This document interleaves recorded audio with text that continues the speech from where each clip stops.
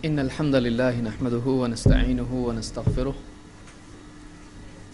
ونعوذ بالله من شرور أنفسنا ومن سيئات أعمالنا من يهده الله فلا مضل له ومن يضلل فلا هادي له وأشهد أن لا إله إلا الله وحده لا شريك له وأشهد أن محمدا عبده ورسوله أما بعد فإن خير الحديث كتاب الله وخير الهدي هدي محمد صلى الله عليه وسلم وشر الأمور محدثاتها وكل محدثة بدعة وكل بدعة ضلالة وكل ضلالة في النار. قال الله تبارك وتعالى قل هل ننبئكم بالأخسرين أعمالا الذين ضل سعيهم في الحياة الدنيا وهم يحسبون أنهم يحسنون صنعا. میرے دینی بھائیوں،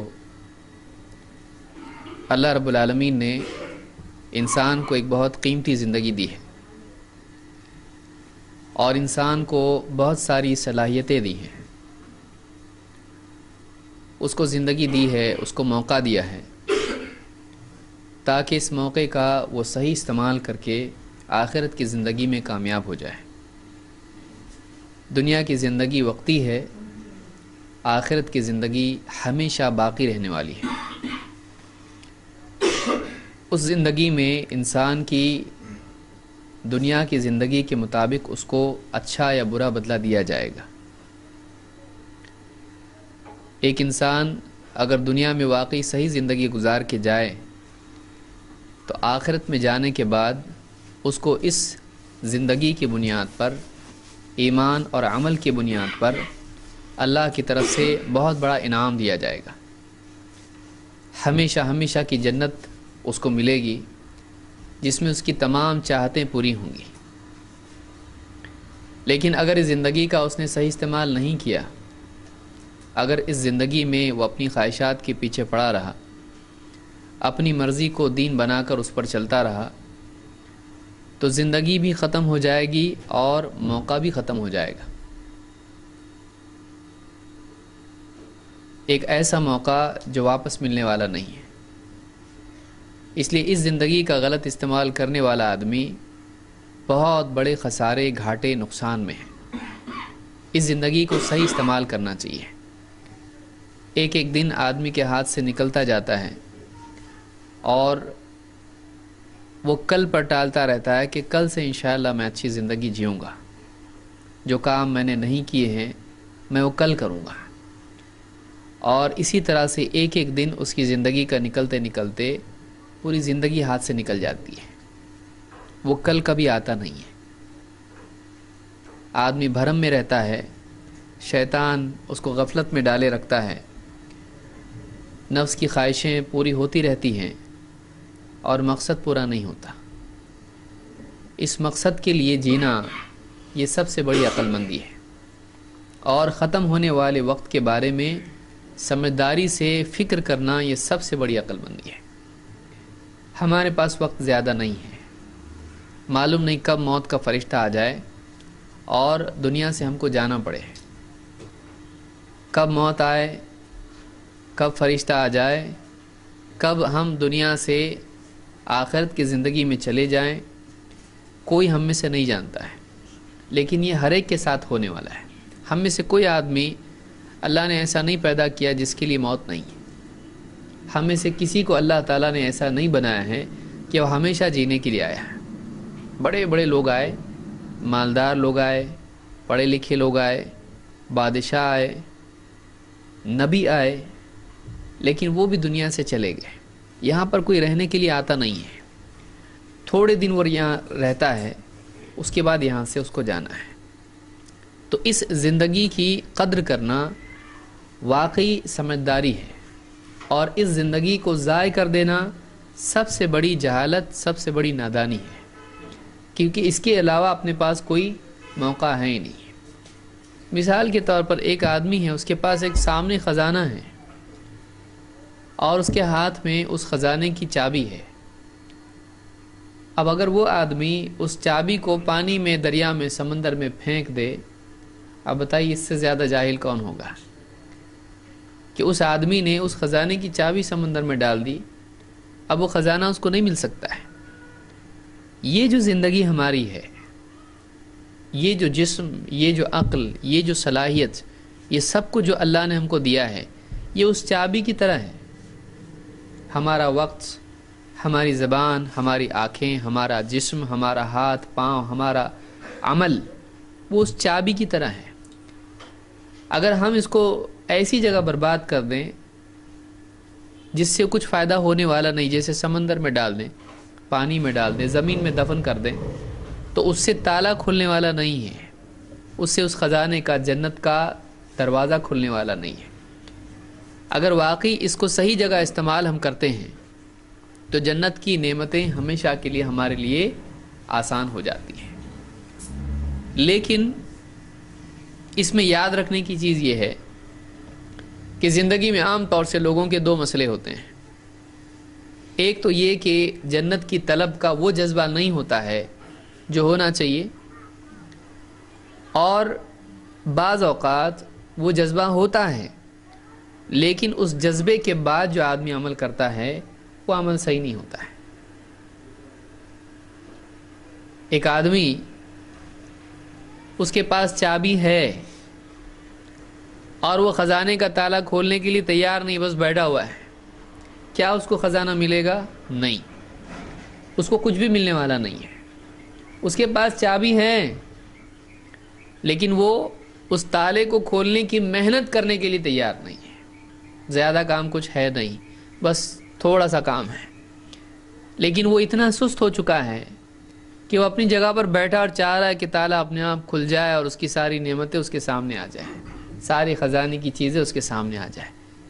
یہ آدمی نادان ہے، چابی ہو کے بھی یہ فقیر کا فقیر بھکاری رہے گا، کچھ نہیں اس کے پاس، مانگنے سے کچھ ملتا نہیں ہے، اس کی کوشش کرنی پڑتی ہے۔ دوسرا وہ آدمی ہے جو اصل چابی چھوڑ کے دوسری چابیاں اس تالے کے ساتھ میں ٹرائی کرے، جو چابی اس کی ہے، وہ بولے ضروری تھوڑی وہی چابی، دوسری کوئی چابی استعمال کر رہا ہے اس کے لیے۔ وہ لوہے کی چابی کی بجائے کیا کر رہا ہے؟ سونے کی چابی استعمال کر رہا ہے، لیکن وہ چابی اس تالے کی ہے۔ اگر وہ چابی اس تالے کی ہوتی تو تالا کیا ہو جاتا؟ تھوڑا سا کام ہے، کھل جاتا، اور تالا کھل کے سارا خزانہ اس کا ہے۔ لیکن وہ کیا کر رہا ہے؟ وہ اس خزانے کی چابی چھوڑ کے، اس تالے کی چابی چھوڑ کے، اپنے دل سے جو چابی چاہتا ہے، اچھی بنایا اس نے سونے کی، بہت خوبصورت اچھی، اور وہ ٹرائی کر رہا ہے۔ چابی بھی خراب ہوگی، تالا بھی خراب ہوگا، اور خزانہ ملنے والا نہیں۔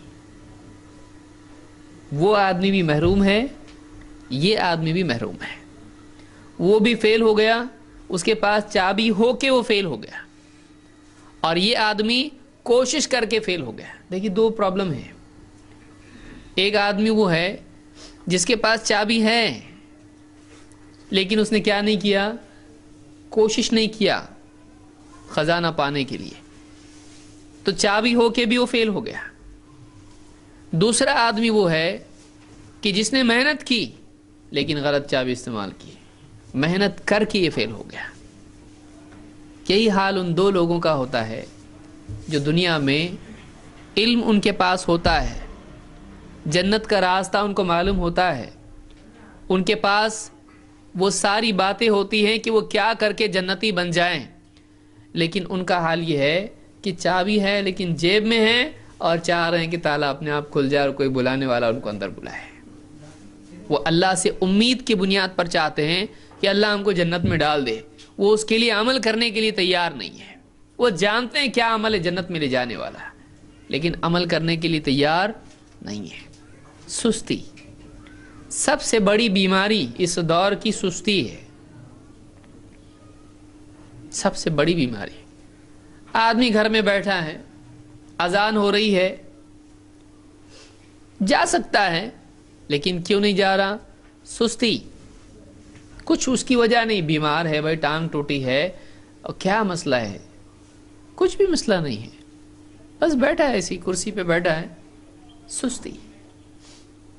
کتنے اعمال ایسے ہیں کر سکتا ہے، قرآن کی تلاوت کر سکتا ہے، نہیں کر رہا، کیوں؟ سستی۔ کل دیکھیں گے ٹالیں گے اس کو آگے. ذکر کر سکتا ہے بیٹھے بیٹھے اللہ کا, سبحان اللہ بول سکتا ہے, الحمدللہ بول سکتا ہے, سستی بعد میں دیکھیں گے, کل پہ ٹالنا, آگے, ابھی نہیں, سستی.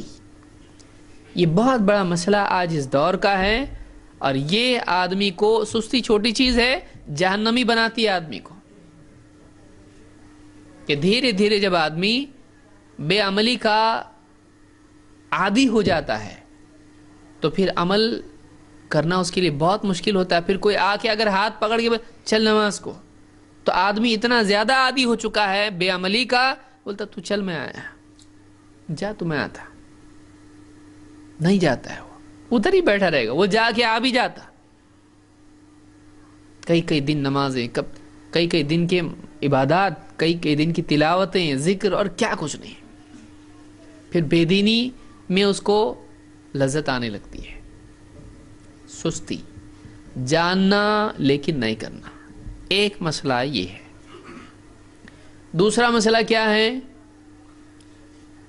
عمل کا جذبہ ہے, چاہتا ہے جنت میں جائے, کیا کروں بتاؤ, لیکن بجائے اس کے کہ واقعی کیا عمل جنت کی طرف لے جاتا ہے, اس کا علم سیکھنے کی بجائے وہ صبر نہیں اس میں کہ بھئی کون پڑھے گا اتنا, کون معلوم کرے گا, اس کی دلیل اس کی دلیل, کیا کرنا کیا نہیں کرنا, کون کرے گا اتنا. جو اس کے دل میں آتا ہے عمل شروع کر دیتا ہے, وہ بغیر تحقیق کے اپنے دل سے کچھ بھی عمل شروع کر دیتا ہے. لیکن جیسے میں نے بتایا کہ غلط چابی سے صحیح تالا کھلتا نہیں, تالا کھلنے کے لیے اسی کی چابی چاہیے. جنت کا تالا, جنت کا دروازہ, کوئی بھی چابی گھماؤ, سونے کی چابی لاؤ, کہیں کی بھی چابی لاؤ, کھلنے والا ہے وہ ایک ہی چابی سے کھلنے والا ہے, محمد الرسول اللہ صلی اللہ علیہ وسلم. اللہ کے نبی صلی اللہ علیہ وسلم فرماتے ہیں کہ میں جنت کے دروازے پر آؤں گا قیامت کے دن, اور میں دروازہ کھٹکھٹاؤں گا, کھولو.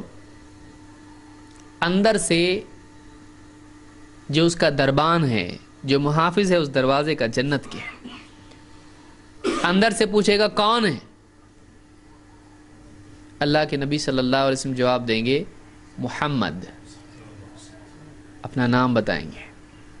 وہ کہے گا ہاں مجھ کو یہی حکم ملا ہے کہ آپ سے پہلے کسی کے لیے دروازہ کھولنا نہیں ہے, آپ سے پہلے کسی کے لیے دروازہ کھولنا نہیں ہے.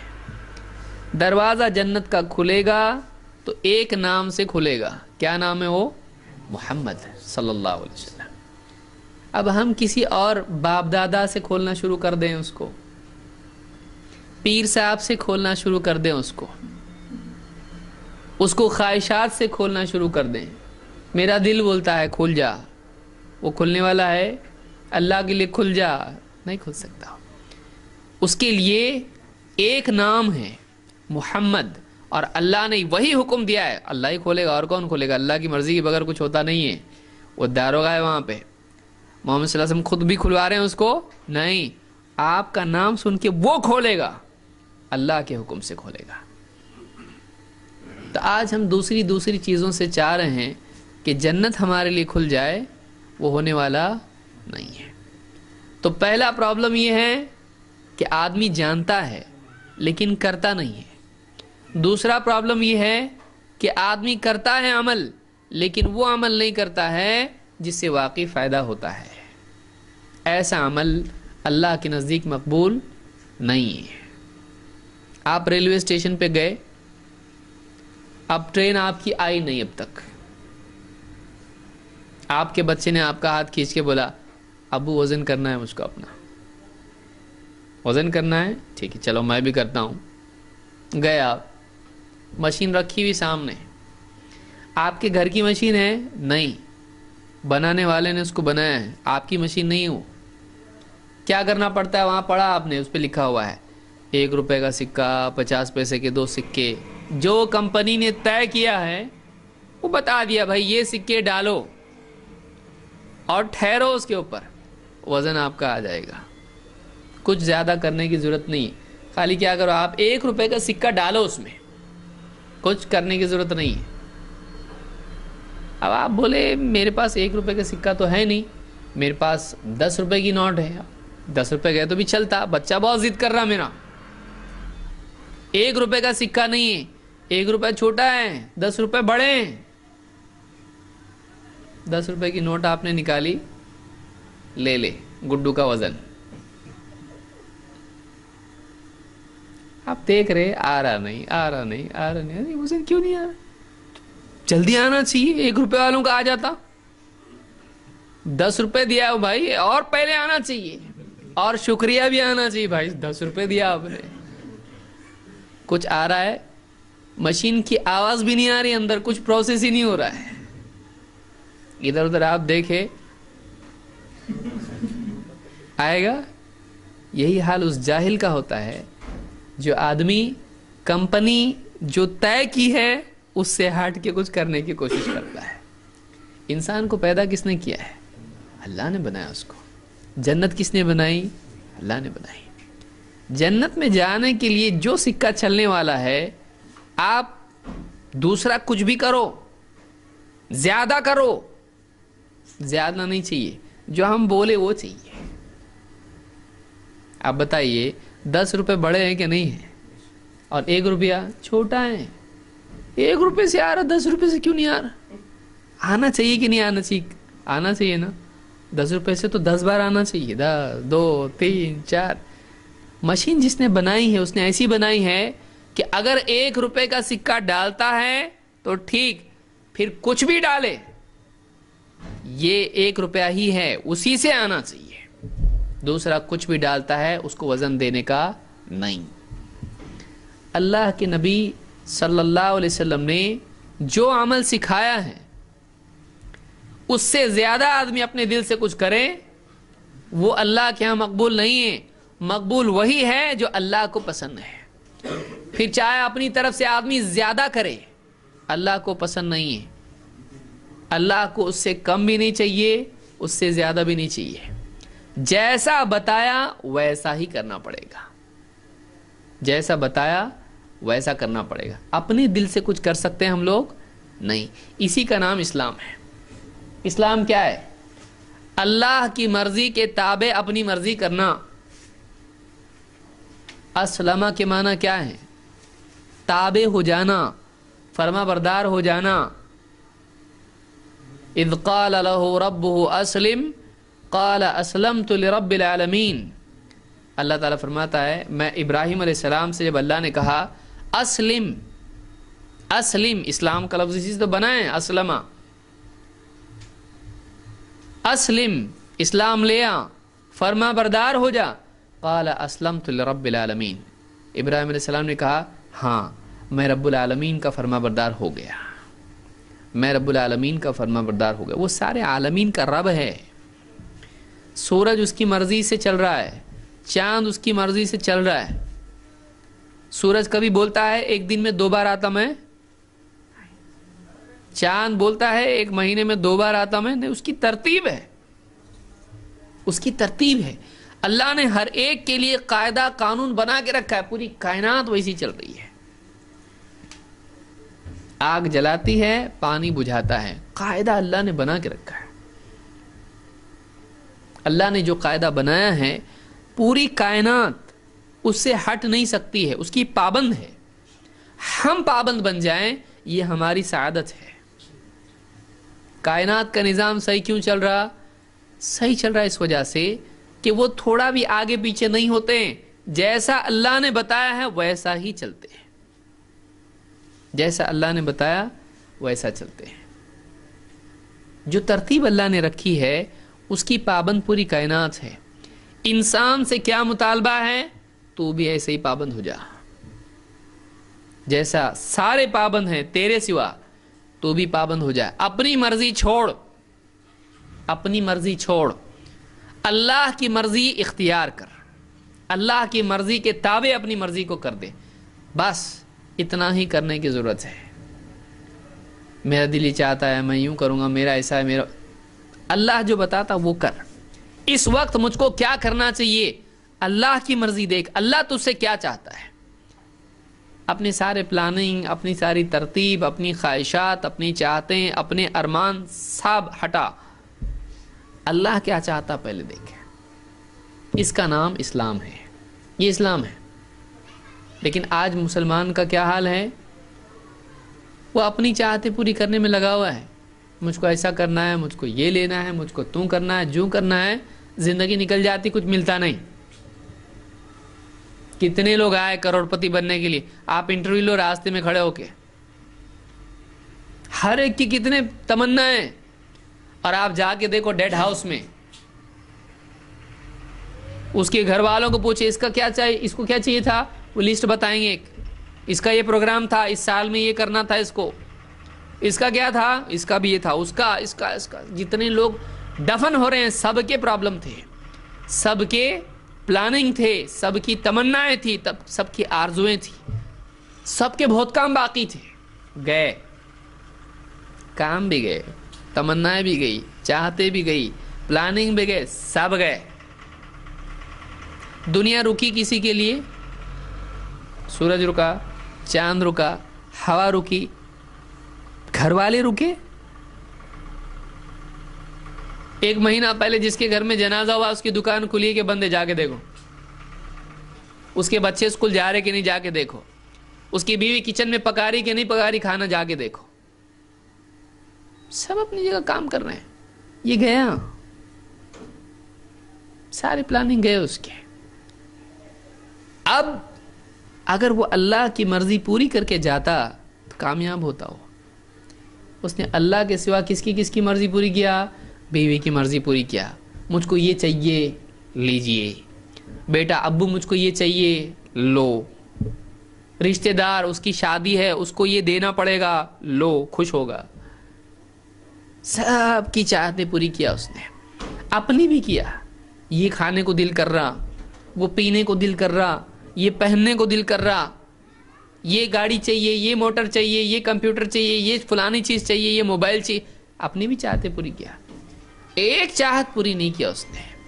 کس کی؟ جس کی چاہت ساری کائنات پوری کرتی ہے، جس کی مرضی کے آگے سب کی مرضیاں ختم ہو جاتی ہیں. اگر وہ چاہے تو وہی ہوتا ہے. پھر کیونکہ اس کو جینا تھا، اس کو رکھنا نہیں تھا. اس کو آپ کون، کس کی چاہت پوری ہوئی؟ جو گیا زندگی بھر اس کی چاہت پوری کرنے سے رہا. اس کی چاہت کیا تھی؟ مجھ کو رہنا ہے یہاں پہ. اس کی چاہت کیا تھی؟ اس کو رکھنا نہیں ہے، اس کو رکھنا نہیں ہے. کس کی چاہت پوری ہوئی؟ اس کی. لیکن یہ فیل ہو گیا. کیوں؟ اس لیے کہ اس نے اپنے دل سے اس کی چاہت پوری نہیں کی. یہ زندگی بھر اس سے بھاگتا رہا. پکڑا، اس لے کے گیا فرشتہ. بھاگنے والے کو جب پکڑ کے لے جایا جاتا ہے تو مجرم ہوتا ہے. وہ مجرم کی طرح دنیا سے گیا. یہ بھاگ رہا تھا اللہ سے. کتنا بھاگے گا تو؟ فرشتہ آیا، اٹھا کے لے کے گیا. یہ مجرم گیا. اور ایک وہ آدمی تھا جو اللہ کی طرف دوڑ رہا تھا، اللہ مل جائے مجھ کو. اور فرشتہ راستے میں مل گیا. چل یا ایتھا النفس المطمئنہ ارجعی الی ربک. کیونکہ وہ اس کا حال کیا تھا؟ ففروا الی اللہ، دوڑو اللہ کی طرف. وہ اللہ کی طرف دوڑ رہا تھا. فرشتہ آیا، اس کی دوڑ اور آسان ہو گئی. چل، اب دوڑنے کی ضرورت نہیں، ہم لے جاتے تیرے کو، ہم لے جاتے اللہ کے پاس تجھ کو. یہ کیسا گیا؟ یہ مہمان کی طرح گیا ہے، عزت کے ساتھ گیا. اللہ نے اس کی دوڑ آسان کر دی، اس کو جلدی پہنچایا اللہ نے. لہذا دنیا میں سب سے عقل مند آدمی وہ ہے جو اللہ کی چاہت پوری کرنے کے لیے اپنی چاہت قربان کرنے کے لیے تیار ہو. مجھ کو یہ صحیح لگ رہا، اللہ نے بتایا یہ صحیح ہے، میں جو بول رہا ہوں صحیح نہیں ہے، اللہ جو بتایا وہ صحیح ہے. مجھ کو یہ کرنا ہے لیکن اللہ یہ چاہتا ہے، میرا ختم. اللہ جو بولتا ہے وہ، اللہ کا حکم سر آنکھوں پہ، اللہ کی چاہت، اللہ کی مرضی، اللہ کی رضا. یہ اگر آدمی کرتا ہے تو یہ آدمی عقل مند آدمی ہے. نہیں، دنیا بھی گئی، آخرت بھی گئی. اب بتائیے سب سے ناکام آدمی کون ہے؟ ایک آدمی ہے بس سٹاپ پہ کھڑا ہوا ہے, بس آئی رکی, یہ بولا اس میں بھیڑ ہے, دوسری بس میں جاتا ہوں میں. اب دوسری بس پیچھے بھی آئی, خالی, ایک دم سیٹ ایسی زبردست اے سی. چڑھا بس میں, پوچھا کہاں جا رہی بس, کہاں جانا ہے, وہاں جانا ہے, وہاں نہیں جاتی, ارے نہیں جاتی, اترو. گئی ہے بس, وہ بس جاتی ہے اور آخری بس ہے وہ, اس کے علاوہ نہیں, پیدل جانا پڑے گا, آخری بس ہے وہ. بھاگا, وہ بھی نکل گئی. بیوقوف ہے کہ نہیں, نادان, ناکام. یہ بھی گئی, اے سی بھی گیا اور نان اے سی بھی گیا. اب وہ دونوں چیزوں سے محروم ہو گیا, نہ یہ ملا نہ وہ ملا. تو ایک آدمی کی دنیا بھی چلی جائے اور آخرت بھی چلی جائے تو جانے والی, یہ ختم ہونے والی, یہ بس چھوٹنے والی اپنی, بلکہ اس بس میں سے اتارنے والے اپنے کو. ہوا اترو, اب چلو فرشتہ آیا نیچے رکا, لے کے جا رہا تم کو, جاؤ, یہ اس گاڑی میں سے اترنا ہے ہم کو. دنیا میں کتنا چلائے گا گاڑی آدمی, اترنا ہے اس سے. لیکن وہ جنت والی گاڑی چھوڑ گئی, فیل ہو گیا. یہ وہ ایک ہی گاڑی ہے, وہ چھوڑ گئی تو تقدیر, اس کی قسمت لٹ گئی بولتے نا, برباد ہو گیا وہ. اور اللہ نے ایسے ہی لوگوں کا حال قرآن کریم کی اس آیت میں بیان کیا ہے جو میں نے شروع میں بیان کی. اللہ تعالیٰ فرماتا ہے, قل, اے نبی آپ بتاؤ لوگوں کو, هل ننبئکم بالاخسرین اعمالا, کیا ہم تم کو بتائیں کہ اعمال کے اعتبار سے سب سے زیادہ گھاٹے میں کون ہے. هل ننبئکم بالاخسرین اعمالا, اعمال کے اعتبار سے سب سے زیادہ گھاٹے میں, خسارے میں, لاس میں کون ہے. عمل کر کے بھی لاس میں کون ہے, بھاگ کے بھی نہیں, جو جن کو بس نہیں مل رہی, جو دوڑ کے بھی منزل تک نہیں پہنچ پا رہے ہیں, کر کے بھی نہیں مل رہا ان کو, کون ہے. جن کو کھیتی کر کے بھی کچھ نہیں, سب برباد. بالاخسرین اعمالا, اعمال کے اعتبار سے عمل کر کے بھی سب سے زیادہ گھاٹے میں کون ہے. اللہ نے خود جواب دیا, الذین ضل سعیہم فی الحیات الدنیا وہم یحسبون انہم یحسنون صنعا. یہ وہ لوگ ہیں کہ جن کی دنیا کی ساری کوششیں جو دنیا میں انہوں نے کی تھیں سب برباد ہو گئی ہیں. بہت کوشش کی انہوں نے, بہت اعمال کیے انہوں نے, لیکن سارے اعمال کیا ہو گئے, ضل. ضل عربی زبان میں کیسے کہتے ہیں, جیسے ایک آدمی ہے, اس کے پاس دودھ ہے, اس نے دودھ ریگستان میں کھڑا ہوا ہے, ریتی پہ ڈالا, وہ واپس لے سکتا ہے؟ فرش پہ گرا, کم سے کم کچھ تو کرے گا وہ. ریت میں, ریت پہ اس نے ڈالا. عربی زبان میں ضل اللبن کہتے ہیں کہ دودھ ضائع ہو گیا. ضل لفظ استعمال ہوتا ہے, کیسے, ریت کے اوپر ڈال دیا تو کہاں چلا گیا وہ, لے سکتا واپس اس کو؟ جن کی دنیا کی کوششیں رائگاں چلی گئی, برباد ہو گئی, ویسے ہی جیسے پانی اور دودھ ریت پر ڈال دیا جائے تو کیا ہو جاتا ہے, ختم, گیا ہو, واپس لے بھی نہیں سکتا اس کو. وَهُمْ يَحْسَبُونَ أَنَّهُمْ يُحْسِنُونَ صُنْعًا, اور وہ اسی بھرم میں پڑے رہے, گمان میں پڑے رہے کہ ہم کچھ اچھا کر رہے ہیں, ہم کچھ اچھا کر رہے ہیں. یعنی ایک آدمی, یہاں پر اللہ نے ایک بات بتائی کہ سب سے زیادہ لاس میں کون آدمی ہے. وہ آدمی جو کچھ کر رہا ہے, لیکن جو کچھ وہ کر رہا ہے وہ سمجھ رہا ہے کہ اچھا ہے, لیکن وہ اچھا نہیں ہے, وہ فیل ہونے والا ہے. وہ فیل ہونے والا ہے کہ ایک آدمی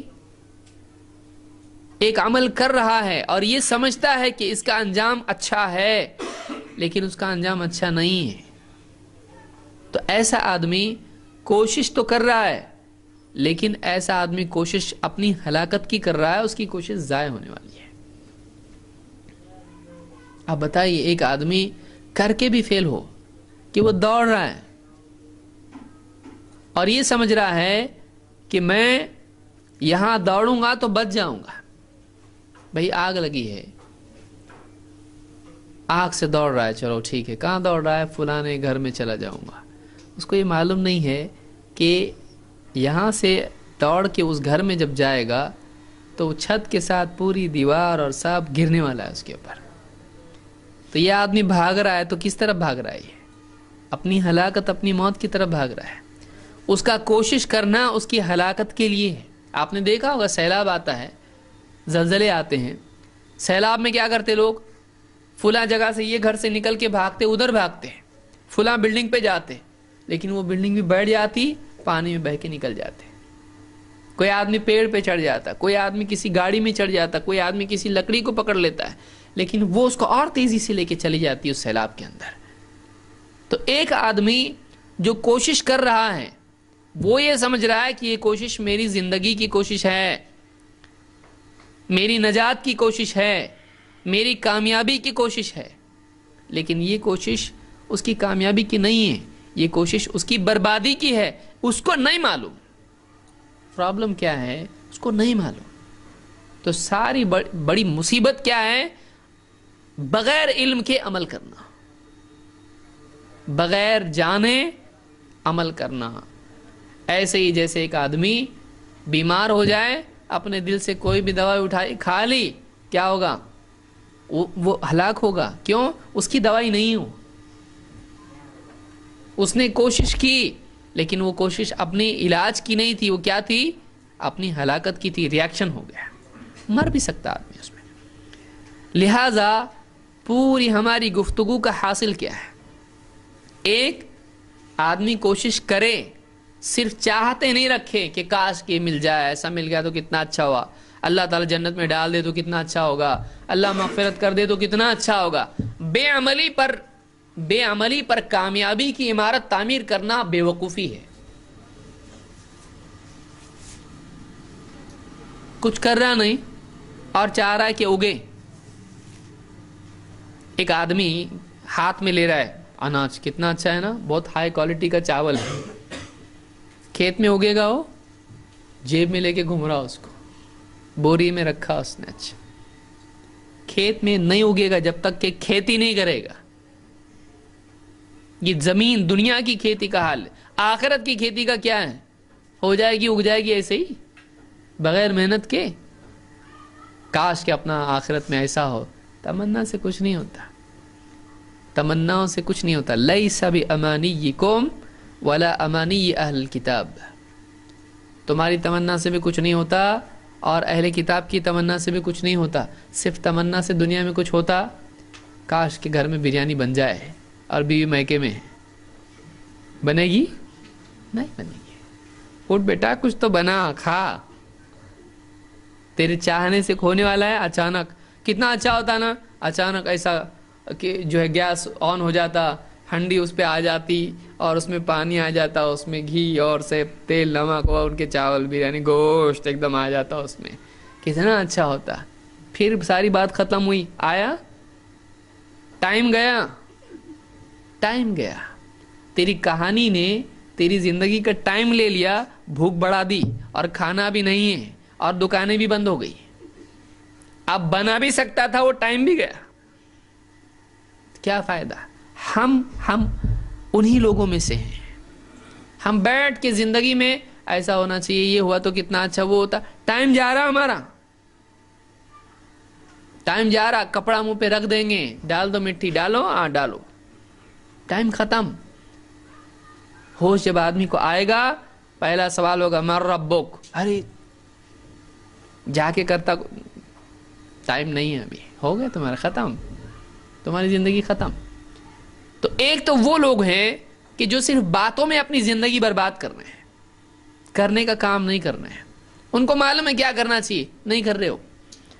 दूसरे वो लोग हैं कि जो कर तो रहे हैं लेकिन क्या करना चाहिए उनको ठीक से मालूम नहीं है और सब किया कराया उनका बर्बाद होने वाला है। अल्लज़ीना ज़ल्ल सअयुहुम फिल हयाति दुनिया वहुम यहसबून अन्नहुम युहसिनून सुना, कि जिनकी दुनिया की सारी कोशिशें बर्बाद हो गई और वो इसी गुमान में पड़े रहे कि हम बहुत अच्छा काम कर रहे हैं। ये उस आदमी का हाल है कि जो इस्लाम के अलावा किसी और दीन पर हो और उसी को अपनी कामयाबी समझे। یہ اس آدمی کا حال ہے کہ جو اسلام میں ہے لیکن نبی کریم صلی اللہ علیہ وسلم کی سنت چھوڑ کے کسی اور طریقے پر چل کر چاہ رہا ہے کہ جنت میں جائے.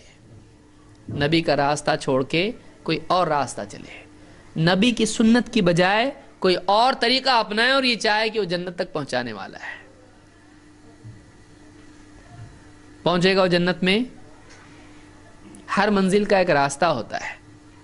اس راستے کو چھوڑ کے آپ کتنی بھی بھاری گاڑی چلاؤ, کتنی بھی سپیڈ میں جاؤ, آپ پہنچنے والے ہیں.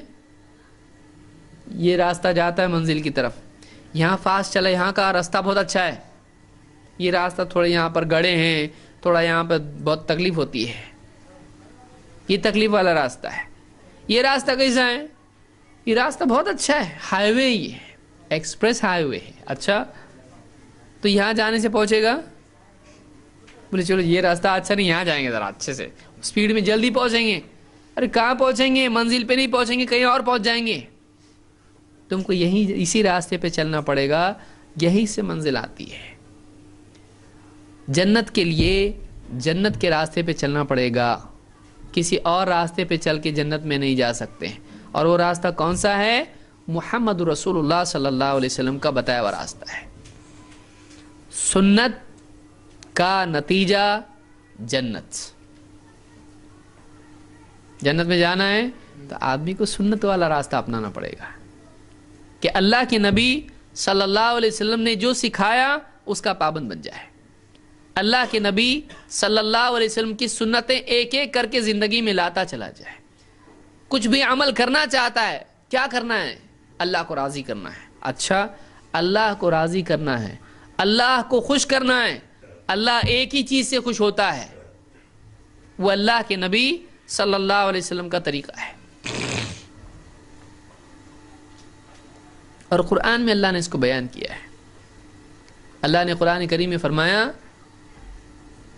قل ان کنتم تحبون اللہ فاتبعونی یحببکم اللہ. اے نبی آپ کہو کہ اگر تم اللہ سے محبت کرتے ہو تو میری اتباع کرو, میری پیروی کرو, میرے پیچھے چلو. اللہ بھی تم سے محبت کرے گا. تو اللہ محبت کرے گا نبی کی اتباع پر اور کسی چیز پر نہیں. اللہ کو دوسرا پسند ہی نہیں کچھ. اللہ کو اگر پسند ہے تو محمد عربی صلی اللہ علیہ وسلم کا طریقہ پسند ہے. پھر کوئی آدمی یہ کرتا ہے, مجھ کو یہ اچھا لگتا ہے, میرے باپ دادا یہ کرتے تھے, لوگ ایسا کرتے ہیں, سماج ایسا کرتا ہے, فلانی چیز بہت اچھی, اس میں فائدہ زیادہ ہے, اس میں غلط کیا ہے, اس میں برا کیا ہے. کچھ بھی کر, ایک چیز کرے گا تو ہی اللہ خوش ہوگا, وہ کیا ہے؟ سنت. اس کے علاوہ تو کچھ بھی کر, اللہ کو پسند نہیں ہے. وہ اللہ کو ایک ہی چیز پسند ہے, وہ اللہ کے نبی صلی اللہ علیہ وسلم کی سنت. اسی سے جنت کا دروازہ کھلنے والا ہے, اس کے علاوہ کچھ نہیں. سنت کے بالمقابل کیا ہیں؟ سنت کے بالمقابل ہے بدعت. بدعت کہتے کس کو ہے؟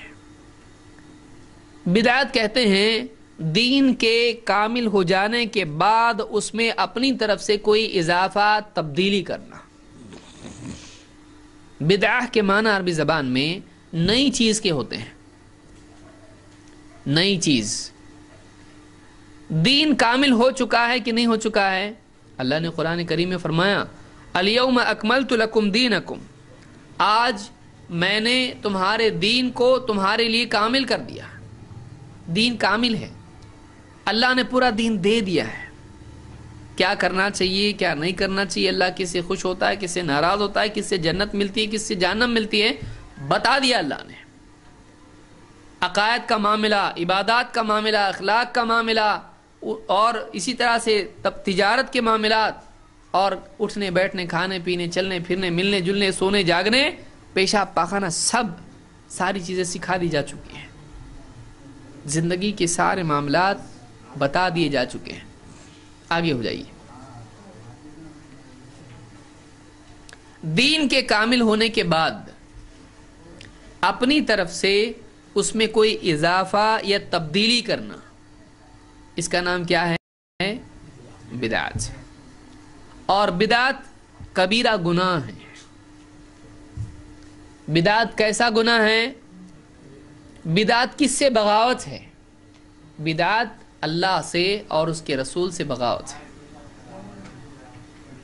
देखिए अल्लाह ने वालेकुम सलाम, अल्लाह ने अपने नबी को दुनिया में भेजा और नबी को दीन दिया और अपने नबी सल्लल्लाहु अलैहि वसल्लम को लोगों के लिए उसवा और नमूना बनाया। ये हमारा बंदा है, इसको देख के चलो हम राजी होंगे। अल्लाह ने एक बंदे को भेजा, मोहम्मद रसूलुल्लाह सल्लल्लाहु अलैहि वसल्लम को, और आपके तरीक़े को सारी इंसानियत के लिए रहनुमाई करार दिया। अब एक आदमी उस तरीक़े की बजाय कुछ और नया लेकर आता है तो वो किसकी मुखालफत है? किसकी मुखालफत है? वो अल्लाह के रसूल सल्लल्लाहु अलैहि वसल्लम की मुखालफत है, वो नबी की नाकदरी है, वो नबी से बगावत है और अल्लाह को बिल्कुल पसंद नहीं है। लिहाजा क़यामत के दिन वही नबी जिसके तरीके के मुखालिफ कोई तरीका ईजाद आदमी करता है, इतना नाराज होंगे कि वो धुतकार देंगे। उस आदमी को अल्लाह के नबी सल्लल्लाहु अलैहि वसल्लम के हौज से, उस हौज से जाम कौसर पीना नसीब नहीं होगा। बिदाती का प्रॉब्लम क्या है, नुकसान क्या है उसका? अल्लाह के नबी सल्लल्लाहु अलैहि वसल्लम फरमाते हैं, अना फरतुकुम अलल हौद, हौज़ कौसर पर तुम में सबसे पहले मैं पहुँचूँगा। क़यामत के दिन कौसर क्या है? इन्ना आतीना कल कौसर, अल्लाह ताला ने हमारे प्यारे नबी सल्लल्लाहु अलैहि वसल्लम को कौसर अता किया है। कौसर क्या है? आपने फरमाया ये एक नहर है जो जन्नत में है, जिसके किनारे खैमे लगे हुए हैं और प्याले हैं, प्याले रखे हुए हैं हौज़ पर। और वो जो यानी नहर है वो जन्नत में असलन, और उसका पानी निहायत ही लजीज, मीठा, लजीज, ठंडा, एकदम फरहत देने वाला है। ऐसा पानी है कि एक बार पीने के बाद कभी आदमी को प्यास नहीं लगेगी। अब बताइए वो कैसा पानी होगा? प्यास नहीं लगेगी, उसकी प्यास हमेशा के लिए ख़त्म, कभी वो प्यासा नहीं होगा। और वो जो नहर है, उस नहर का ताल्लुक़ होगा क़यामत के दिन उस हौज़ से जो अल्लाह के नबी सल्लल्लाहु अलैहि वसल्लम के यहाँ होगा, जिस पर आप सबसे पहले पहुँचेंगे। हशर का मैदान है, सूरज बिल्कुल करीब आ चुका है और एकदम परेशानी के हालात हैं, और अब लोगों का जन्नत जहन्नम का फ़ैसला होने वाला है और बिल्कुल घबराहट का माहौल है, और अल्लाह के नबी सल्लल्लाहु अलैहि वसल्लम वहाँ हौज़ कौसर पर मौजूद हैं। वह हौज़ ऐसा है कि बिल्कुल चौकोर है, बहुत दूर तक है, वो बहुत बड़ा है वो, और उसके जो मुंडेर है, उसकी जो हौज़ का होता है इस तरह से, जिस पर लोग बैठते भी हैं पानी लेने के लिए, उस पर प्याले रखे हुए। कितने प्याले हैं? आप फरमाते हैं कि आसमान में जितने सितारे हैं उतने प्याले हैं उसके ऊपर। इसकी ज़्यादा तफसील में मैं नहीं जाऊंगा क्योंकि हमारा असल मौजू नहीं ही है, और बहुत लजीज पानी है। आप फरमाते हैं कि मन वरदहु शरिबा मिन्हु, जिस आदमी को उस हौज़ पर आने का मौका मिलेगा उसको उस हौज़ से पीना भी नसीब होगा, वो पानी पिएगा आदमी। और जो आदमी उसका पानी पिएगा, वो मन शरिबा मिन्हु लम यज़मा बादहु अबदा, और जो उसका पानी पिएगा उसके बाद उसकी प्यास हमेशा के लिए ख़त्म कर दी जाएगी, वो कभी प्यासा नहीं होगा। उसका असर होगा, पिएगा, प्यास हमेशा के लिए ख़त्म, एकदम उसको अच्छा लगेगा। लेकिन आप फरमाते हैं लयरिदु अलैया अक़वामुन अअरिफुहुम व यअरिफूनी, लेकिन कुछ लोग आएंगे और मेरे पास आने की कोशिश कर रहे होंगे क़यामत के दिन, और मैं उनको देख के पहचान लूंगा, वो भी मुझको देख के पहचान लेंगे। सुम्मा युहालु बैनी व बैनहुम, लेकिन फिर मेरे और उनके बीच में रुकावट पैदा कर दी जाएगी, उनको रोक दिया जाएगा, आने नहीं दिया जाएगा मुझ तक। نبی صلی اللہ علیہ وسلم تک پہنچنا نصیب نہیں ہوگا ان لوگوں کو. نبی کے پاس جانا چاہ رہے ہیں. آپ بتائیے آج اگر کسی کو موقع ملتا اگر اللہ کے نبی صلی اللہ علیہ وسلم سے ملنے کے لیے, تو کیا وہ پیچھے رہتا؟ کوئی مسلمان اس سے امید ہو سکتی ہے؟ حشر کا میدان ہے, سامنے نبی دکھائی دے رہے ہیں, اللہ کے نبی صلی اللہ علیہ وسلم سامنے دکھ رہے ہیں, ہمارے نبی ہیں, اور وہ آنے کی کوشش کرے گا کیونکہ پیاس بھی اتنی زیادہ ہوگی. قیامت کا دن ہے, اتنی, آپ بتائیے دھوپ میں آدمی کھڑا ہے, ایسی دھوپ جس میں کوئی سایہ نہیں. کوئی سایہ ہوگا قیامت کے دن؟ کوئی سایہ نہیں, سوائے عرش کے سایہ کے کوئی سایہ نہیں ہوگا. پیاس سے پریشان مخلوق, وہ حوض پر آنے کی کوشش کریں گے, نبی کے پاس آنے کی کوشش کریں گے, اللہ کے نبی صلی اللہ علیہ وسلم سے ملنے کی کوشش کریں گے. آپ فرماتے ہیں ثم یحال بینی و بینہم, میرے ان کے بیچ میں رکاوٹ پیدا ہو جائے گی, ان کو آنے نہیں دیا جائے گا, فرشتے ان کو روکیں گے. فاقول انہم منی, میں فرشتوں سے کہوں گا کیوں روکتے ہیں ان کو, وہ تو میرے آدمی ہیں, میرے لوگ ہیں, میرے امتی ہیں, آنے دو ان کو, میرے ہیں وہ, دوسرے پرائے نہیں ہیں وہ میرے ہیں. لیکن فرشتے کیا کہیں گے؟ فرشتے کہیں گے نہیں, انک لا تدری ما بدلوا بعدک, اے نبی آپ کو معلوم نہیں آپ کے بعد انہوں نے دین میں کیا کیا تبدیلیاں کر دی, آپ کو نہیں معلوم. انہوں نے دین میں چینجز کر دیے, آپ دین چھوڑ کے گئے تھے, انہوں نے آنے کے بعد اس دین میں چینج کر دیا, اپنے دل سے کچھ بھی داخل کر دیا دین کے اندر. انک لا تدری ما احدثوا بعدک, آپ کو نہیں معلوم انہوں نے دین میں کیا کیا بدعتیں نکال لی. اب آپ بتائیے فرشتوں کا جو جواب ہوگا, اللہ کے نبی صلی اللہ علیہ وسلم فرشتوں کے روکنے پہ ان کو کہہ رہے تھے آنے دو ان کو, میرے امتی ہیں, وہ میرے لوگ ہیں یہ. لیکن جب فرشتے بتائیں گے آپ کو نہیں معلوم اللہ کے رسول ان لوگوں نے دین میں چینج کر دیا, اتنا ڈینجر گناہ کر کے آئے ہیں, ان کا گناہ چھوٹا نہیں ہے, یہ باغی ہیں اللہ کے, یہ باغی ہیں رسول اللہ صلی اللہ علیہ وسلم کے, انہوں نے تو پورا قانون ہی تبدیل کر دیا,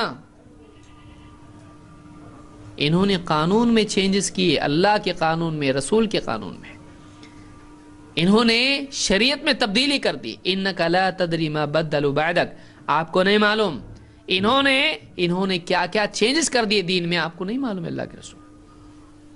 جب یہ جواب سنیں گے فرشتوں کا اللہ کے نبی صلی اللہ علیہ وسلم, تو آپ دیکھیے اللہ کے رسول صلی اللہ علیہ وسلم خود کہہ رہے تھے آنے دو, اب آپ ان سے بھی زیادہ سختی سے آپ کہیں گے سحقن سحقن لمن بدل بعدی, ایسا دور ہو جاؤ, دوری ہو ان لوگوں کے لیے جنہوں نے میرے بعد دین میں تبدیلیاں کر دی.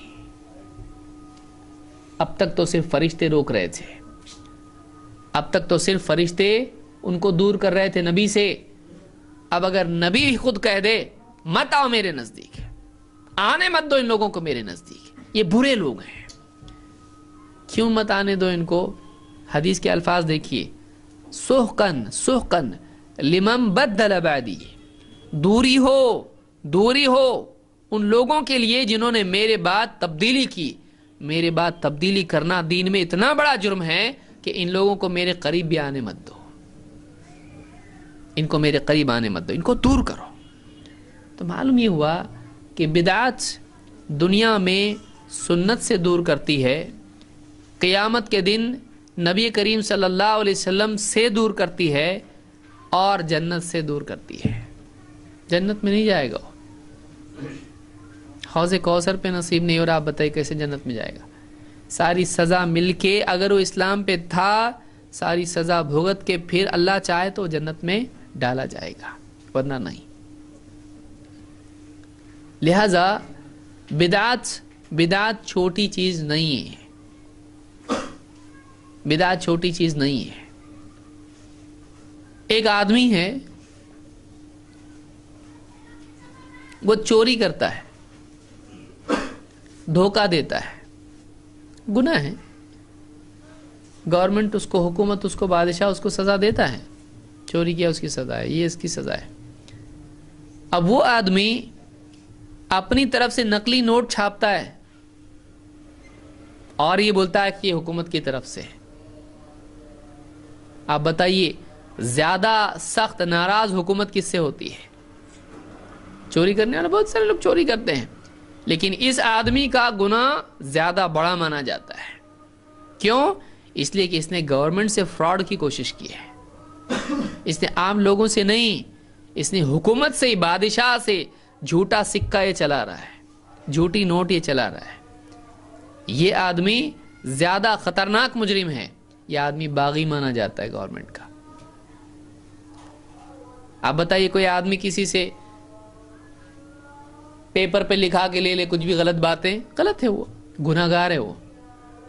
لیکن اپنی طرف سے نقلی بانڈ پیپر آدمی بنائے، کورٹ چھوڑتی اس کو، وہ بڑا گناہ گار ہے. کیوں؟ اس نے تو چیٹنگ پبلک سے نہیں کیا، اس نے چیٹنگ گورنمنٹ سے کیا، اس نے بغاوت کیا ہے. یہ لوگوں کا مجرم نہیں ہے، یہ حکومت کا مجرم ہے. جو آدمی شراب پی رہا ہے، چوری کر رہا ہے، جوا کھیل رہا ہے، یہ گناہ گار ہے، برا ہے یہ. لیکن اس سے بڑا گناہ گار وہ ہے جو اللہ کے دین کو چینج کر دے رہا، جو اللہ کے دین کو چینج کر رہا. جو آدمی نماز کو نہیں جا رہا ہے برا ہے، لیکن جو آدمی مسجد توڑ رہا ہے، جو آدمی مسجد خراب کر رہا ہے، قبلہ بدل رہا ہے. بھائی دو آدمی ہیں، ایک آدمی ہے جو نماز نہیں پڑھ رہا ہے، گناہ گار ہے کہ نہیں ہے، اور دوسرا آدمی وہ ہے جو سب کو بول رہا ہے ادھر مت پڑھو نماز، ادھر پڑھو، دوسری طرف قبلہ ہے. بڑا مجرم کون ہے؟ انفرادی گناہ ہے، اس کا نماز نہیں پڑھنا اس کا اپنا گناہ ہے. لیکن ایک آدمی قبلہ ہی بدل دے رہا ہے، وہ دین میں چینجز کر دے رہا ہے. وہ آدمی اگر نماز پڑھے بھی تب بھی گناہ گار ہے، کیونکہ یہ آدمی دین ہی کو چینج کر رہا ہے، یہ دین کا ڈھانچہ بدل رہا ہے. یہ بڑا مجرم ہے کیونکہ اللہ کی طرف سے بھیجی ہوئی چیز کو چینج کر رہا ہے. یہ بدعت ہے، اور لوگ بدعت کو چھوٹا سمجھتے ہیں، اور شراب اور جوئے کو اور اس کو زنا کو اور چوری کو اس کو بڑا سمجھتے ہیں. بدعت کو چھوٹا سمجھتے ہیں، بدعت کو چھوٹا سمجھتے ہیں. وہ آدمی جو باہر بیٹھ کے مسجد کے باہر کہیں جا کے شراب خانے میں شراب پی رہا ہے وہ برا ہے، لیکن وہ آدمی جو مسجد میں آ کے قبلہ بدل رہا ہے وہ اس سے برا ہے، وہ اس سے برا ہے اگرچہ وہ مسجد میں نماز پڑھ رہا ہے. تو یہ فرق ہے. لیکن لوگ اس بارے میں سمجھ نہیں پاتے ہیں، یہ کیسا کہ برا، یہ کیسا کہ برا، لوگوں کو سمجھ میں نہیں آتا ہے. کیوں؟ اس لیے کہ لوگ یہ سمجھتے ہیں کہ دین کے نام پہ اگر کچھ کیا جائے تو برا نہیں ہوتا ہے. پرابلم کیا ہے سب سے بڑا؟ لوگ یہ سمجھتے ہیں کہ دین کے نام پہ اگر کچھ کیا جائے وہ برا نہیں ہوتا ہے. تو دین کے نام پر اگر کوئی آدمی ایسا عمل کرتا ہے جو دین میں نہیں ہے تو بھی وہ برا ہے، چاہے وہ دین کے نام پر ہو. ضروری نہیں دین سے جڑ جائے تو اچھا ہی ہوتا ہے. کچھ دین سے جڑنے والی چیز بری بھی ہو سکتی ہے، دین سے جڑنے والی چیز بری بھی ہو سکتی ہے. کیوں؟ اس لیے کہ وہ دین سے جڑی ہے لیکن دین نہیں ہے، دین کے نام پر ہے، یعنی اور بھی زیادہ خطرناک ہے، اور بھی برا ہے. ایسی ہر چیز جو دین کے کامل ہو جانے کے بعد نئی اس میں نکالی جائے یا جو ہے اس میں چینجز کیے جائیں تو اس کو کیا کہتے ہیں؟ اس کو بدعت کہتے ہیں. اور بدعت شراب اور جوا اور چوری اور زنا سے بڑا گناہ ہے. آپ بتائیے شرابیوں کو دھتکاریں گے آپ صلی اللہ علیہ وسلم حوض کوثر سے؟ بلکہ اللہ کے نبی صلی اللہ علیہ وسلم تو کئی گناہ گاروں کی سفارش کریں گے. لیکن یہ کون ہے جس کو دھتکار رہے ہیں خود حوض کوثر سے؟ یہ بدعتی ہے، یہ بدعتی ہے. بدعتی کو خود ہمارے نبی صلی اللہ علیہ وسلم حوض کوثر سے دھتکاریں گے، دور ہو جا، نکل یہاں سے، دور ہو جا. دوری ہو اس کے لیے جس نے میرے بعد دین میں تبدیلی کر دی. چھوٹی چیز نہیں ہے. تو آدمی کی سعادت اس میں ہے جو دین ہے جو کا تو اس پہ عمل کرنا، ایسا بتایا ویسے ہی کرنا. اپنی طرف سے اس میں کوئی ڈیزائن نہیں بنانا، جیسا دیا ویسا کرنا، جیسا دیا ویسے ہی کرنا۔ دین اللہ کا ہے، اللہ کے دین میں کوئی تبدیلی کرنا جائز نہیں ہے۔ اللہ کے دین میں تبدیلی کرنا جائز ہے؟ نہیں جائز ہے۔ آپ کا سفید قمیص ہے، اب آپ نے دھوبی کو دھونے کے لیے دیا، دھوبی بولے یہ کہ کلر ہے کوئی، آج کل لال کلر کے بہت فیشن چل رہا ہے، پیلا کلر کا بہت فیشن چل رہا ہے، اس کو پسند ہے کوئی کلر، بہت اچھے دکھتے ہیں پہن کے، پورا کلر چینج کر دیا اس نے دھوتے وقت میں، اور پورا اس کو کلر دے دیا، پیلا کلر، لال، ہرا، جو اس کو پسند ہے۔ اب بولے کیا ہے، میرا قمیص نہیں ہے یہ، بولے آپ ہی کا ہے، دیکھو اس پیچھے لگے ہوا اسٹیکر، آپ کا نام بھی ہے، یہ تو سفید تھا، میں نے دھونے کے لیے، میں نے اپنے دل سے سوچا تم کو پسند آئے گا، یہ چلے گا، لیں گے آپ؟ میرے کو آپ کا پہلا جملہ کیا ہوگا، یہ مجھ کو نہیں چاہیے، مجھ کو میرا قمیص چاہیے جیسا تھا ویسا۔ آپ اپنے قمیص کے بارے میں اتنے زیادہ سینسٹیو ہو، آپ کا قمیص چینج کر کے اگر کوئی کلر دے، آپ نہیں لینے کے لیے تیار نہیں ہے اس کو۔ آپ اللہ کے دین میں چینج کر کے چاہتے ہو کہ اللہ اس کو قبول کرے؟ آپ کے شرٹ سے زیادہ گیا گزرا اللہ کا دین ہے۔ آپ سوچئے کہ ہم اللہ کے دین میں تبدیلی کریں، نماز میں اپنی طرف سے تبدیلی کر لیں، روزے میں اپنی طرف سے تبدیلی کر لیں، قرآن کی تلاوت میں تبدیلی کر لیں، اپنے دل سے کچھ بھی نکالیں اور یہ کہیں گے اللہ دین تیرا لے، جنت میں ڈال ہم کو۔ اللہ ڈالیں گا ہم کو جنت میں؟ کیسا ڈالے گا اللہ جنت میں؟ اللہ نے جو دین دیا ہے اللہ کو وہ چاہیے، دوسرا نہیں چاہیے۔ تو بدعت آدمی کے عمل کو برباد کر دیتی ہے۔ اللہ کے نبی صلی اللہ علیہ وسلم فرماتے ہیں من عمل عملا لیس علیہ امرنا فہو رد، جو کوئی ایسا عمل کرے جو ہم نے کرنے کے لیے کہا نہیں تو وہ رد ہو جائے گا، قبول نہیں ہوگا، ہمیں بولے نہیں کرنے کے لیے۔ پبلک کیا بولتی ہے، ہم یہ کر رہے ہیں، منع نہیں ہے تو چلتا۔ دیکھیے لوگوں کی غلط فہمی کیا ہے، لوگ کیا کرتے ہیں کہ ہم قرآن خوانی کر رہے ہیں، ہم فاتحہ دے رہے ہیں، کھانا وانا رکھ کے سورہ فاتحہ پڑھ کے سب یہ وہ کر کے، کچھ تو سورہ فاتحہ، درود، 4 قل وغیرہ وغیرہ جو بھی چیزیں ہیں، اور کھانے کے اوپر یہ ساری چیزیں کی جاتی ہیں۔ تو اس میں برا کیا ہے؟ آدمی کیا سوچتا ہے اس میں برا کیا ہے؟ تھوڑا آگے آ جائیے، جو پیچھے سے آنے والے ہیں ان کے لیے جگہ بنائیے، ہو سکتی ہے جگہ، دل میں ارادہ کریں جگہ ہو جاتی ہے۔ دل میں جگہ ہے تو پھر گھر میں بھی جگہ ہے، دل میں جگہ نہیں تو دروازے سے ہی آدمی بولتا ہاں السلام علیکم، لیکن دل میں جگہ ہو تو سب جگہ بن جاتی ہے۔ آنے والوں کے لیے جگہ بنائیے۔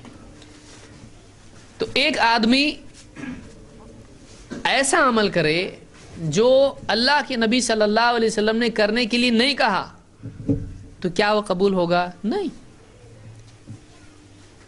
بہت سارے لوگ کیا کہتے ہیں کہ ہمارے نبی نے منع کدھر کیا اس کو، تو منع نہیں کیے کا مطلب چلتا ہے۔ وہ الٹا ہم سے پوچھتے ہیں کہ آپ بتاؤ فاتحہ منع کدھر ہے؟ منع نہیں ہے نا، چلتا۔ تو ہر وہ چیز جو منع نہیں ہو وہ چلتا۔ اگر یہ قاعدہ ہم بنا لیں تو آپ بتائیے کتنے لوگ کتنی ساری چیزیں نکال لیں گے۔ مثال کے طور پر کوئی آدمی کل کو براؤن شوگر، آپ جانتے ہیں گرد، اتنے بولے والے تو نہیں، سب کو معلوم ہوگا، نشے کی انجیکشن لگاتے ہیں لوگ، اور اسی طرح سے بہت ساری چیزیں کھاتے ہیں اور ایک دم وہ اپنی دنیا، دوسری دنیا میں چلے جاتے ہیں وہ لوگ۔ کیا قرآن و حدیث میں ہے کہ یہ منع ہے؟ نام لے کے ہے براؤن شوگر ہے، ایسا نہیں ہے۔ کوئی آدمی بولے دیکھو یہ بیئر ہے، یہ بیئر ہے، اچھا تو بولے پینا منع ہے بھائی، یہ بتاؤ ہم کو، قرآن میں بتاؤ، حدیث میں بتاؤ ہم کو۔ قرآن میں ہے بیئر منع، حدیث میں بیئر منع اور اس کے پورے نام میں گنا سکتا ہوں، یہ سب منع ہے. تو کوئی آدمی نے کہا بھائی ایسا نام لے کے تو نہیں ہے کہ یہ منع ہے، قاعدہ ہم کو بتایا گیا ہے. کیا قاعدہ ہے؟ اللہ کے نبی صلی اللہ علیہ وسلم نے قاعدہ فرمایا کہ کل مسکر خمر و کل خمر حرام، ہر نشے والی چیز خمر ہے اور ہر خمر حرام ہے. تو قاعدہ کیا ہے؟ ہر نشے والی چیز. اب اس کا نام بتانے کی ضرورت ہے؟ نام بتانے کی ضرورت نہیں ہے، اس کا قاعدہ بتا دیا. اس قاعدے میں اگر کوئی چیز فٹ بیٹھتی ہے تو کیا ہو جائے گی؟ وہ یہاں قاعدہ کیا بتا دیا اللہ کے نبی صلی اللہ علیہ وسلم نے؟ جو کام ہم نے کرنے کے لیے نہیں کہا وہ اگر کوئی آدمی کرتا ہے دین کے نام پر، وہ قبول ہوگا؟ تو اب قاعدہ کیا ہوا کہ جس کا حکم نہیں ہے وہ قبول نہیں ہوگا. اب اگر ہم کوئی آدمی فاتحہ دے رہا ہے وہاں پہ، ہم اس کو پوچھیں گے، اب فیصلہ کرنا یہ صحیح ہے کہ غلط ہے. ہم اس سے پوچھیں گے اللہ کے نبی صلی اللہ علیہ وسلم نے ایسا کرنے بولے؟ اب وہ بول سکتا ہے منع کدھر ہے؟ نہیں، اس کو بتانا پڑے گا. قاعدہ یہ ہے اگر کرنے کو کہا ہے تو قبول، نہیں کہا ہے تو قبول نہیں، کیونکہ نبی نے قاعدہ دیا ہم کو. یہ دیکھیے یہ بہت بڑی غلط فہمی ہے، اس کو سمجھ لیجیے، اچھی طرح سے سمجھ لیجیے اس بات کو کیسے سمجھانا چاہیے آپ کو. جیسے شراب کی مثال آپ کو سمجھ میں آئی، بیئر کی مثال اس کو یاد رکھیے. اب دوسری یہ مثال یاد رکھیے، کوئی بھی چیز آپ کوئی آدمی نہ بولے کہ فاتحہ کو دیکھو کس سے ملا رہے ہیں. فاتحہ کو کس سے نہیں ملا رہے. فاتحہ ہماری بالکل زندگی کا حاصل ہے. ہمارے نزدیک فاتحہ فرض ہے. بولیں گے کیا اس کو کیا ہوا؟ فاتحہ ہمارے نزدیک فرض ہے، لیکن کہاں؟ اب ایک آدمی مثال کے طور پر اتحیات میں بیٹھا، فاتحہ کتنی بڑی چیز ہے، اتحیات کی بجائے سورہ فاتحہ پڑھے تو نماز ہوں گی؟ ارے نماز فاتحہ سے نماز نہیں ہوتی. آپ سمجھانے کے لیے کسی کو آپ بولو کہ ایک بات یہ بتاؤ، دو چیز لوگ بولتے نا، مرگ مردود نہ فاتحہ نہ درود. ٹھیک ہے، آپ دو چیزیں ان سے پوچھو، یہ بات سمجھانا ہے اس کو اگر کہ نیکی بھی گناہ بن سکتی ہے اگر غلط جگہ پر ہو تو. اس جملے کو یاد رکھیے، نیکی بھی اگر غلط جگہ پر ہو وہ گناہ بن جاتی ہے. کیسا؟ اگر ایک آدمی اتحیات میں بیٹھتا ہے اس کو کیا پڑھنا چاہیے؟ اتحیات للہ والصلاۃ پڑھتا ہے نا، اس کو بولا، آپ بولو اگر میں اتحیات کی جگہ پر سورہ فاتحہ پڑھوں چلے گا؟ کیوں نہیں چلے گا بھائی؟ فاتحہ اتنا مطلب صحیح ہے کہ غلط ہے؟ تو جواب کیا دے گا وہ؟ اتحیات کی جگہ سورہ فاتحہ پڑھنا صحیح ہے کیا غلط ہے؟ صاف سوال ایک دم. وہ بولے گا صحیح ہے. صحیح نہیں بولے گا، وہ کیا بولے گا؟ غلط ہے. آپ اس کو پوچھو سورہ فاتحہ پڑھنا غلط ہے؟ اس کو آپ پوچھو کہ نیکی ہے کہ گناہ ہے؟ بولے گا گناہ ہے. آپ بولو سورہ فاتحہ پڑھنا گناہ ہے؟ آپ بتاؤ نماز ہوگی کہ نہیں ہوگی ایسا کرنے سے؟ نہیں ہوگی. سورہ فاتحہ سے نماز نہیں ہوتی؟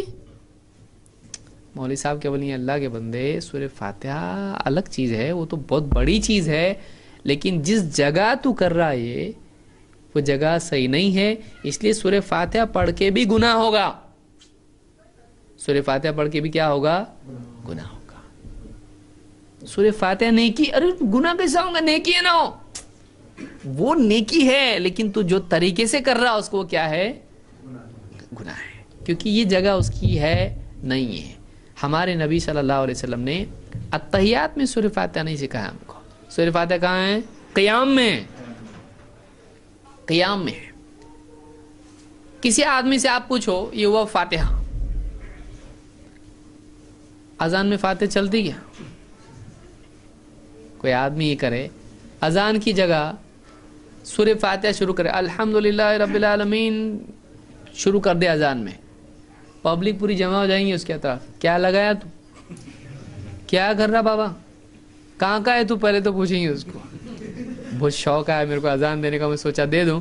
اب میں سوچا کہ اذان کے الفاظ تو قرآن میں ہے نہیں، اور قرآن میں کیا ہے؟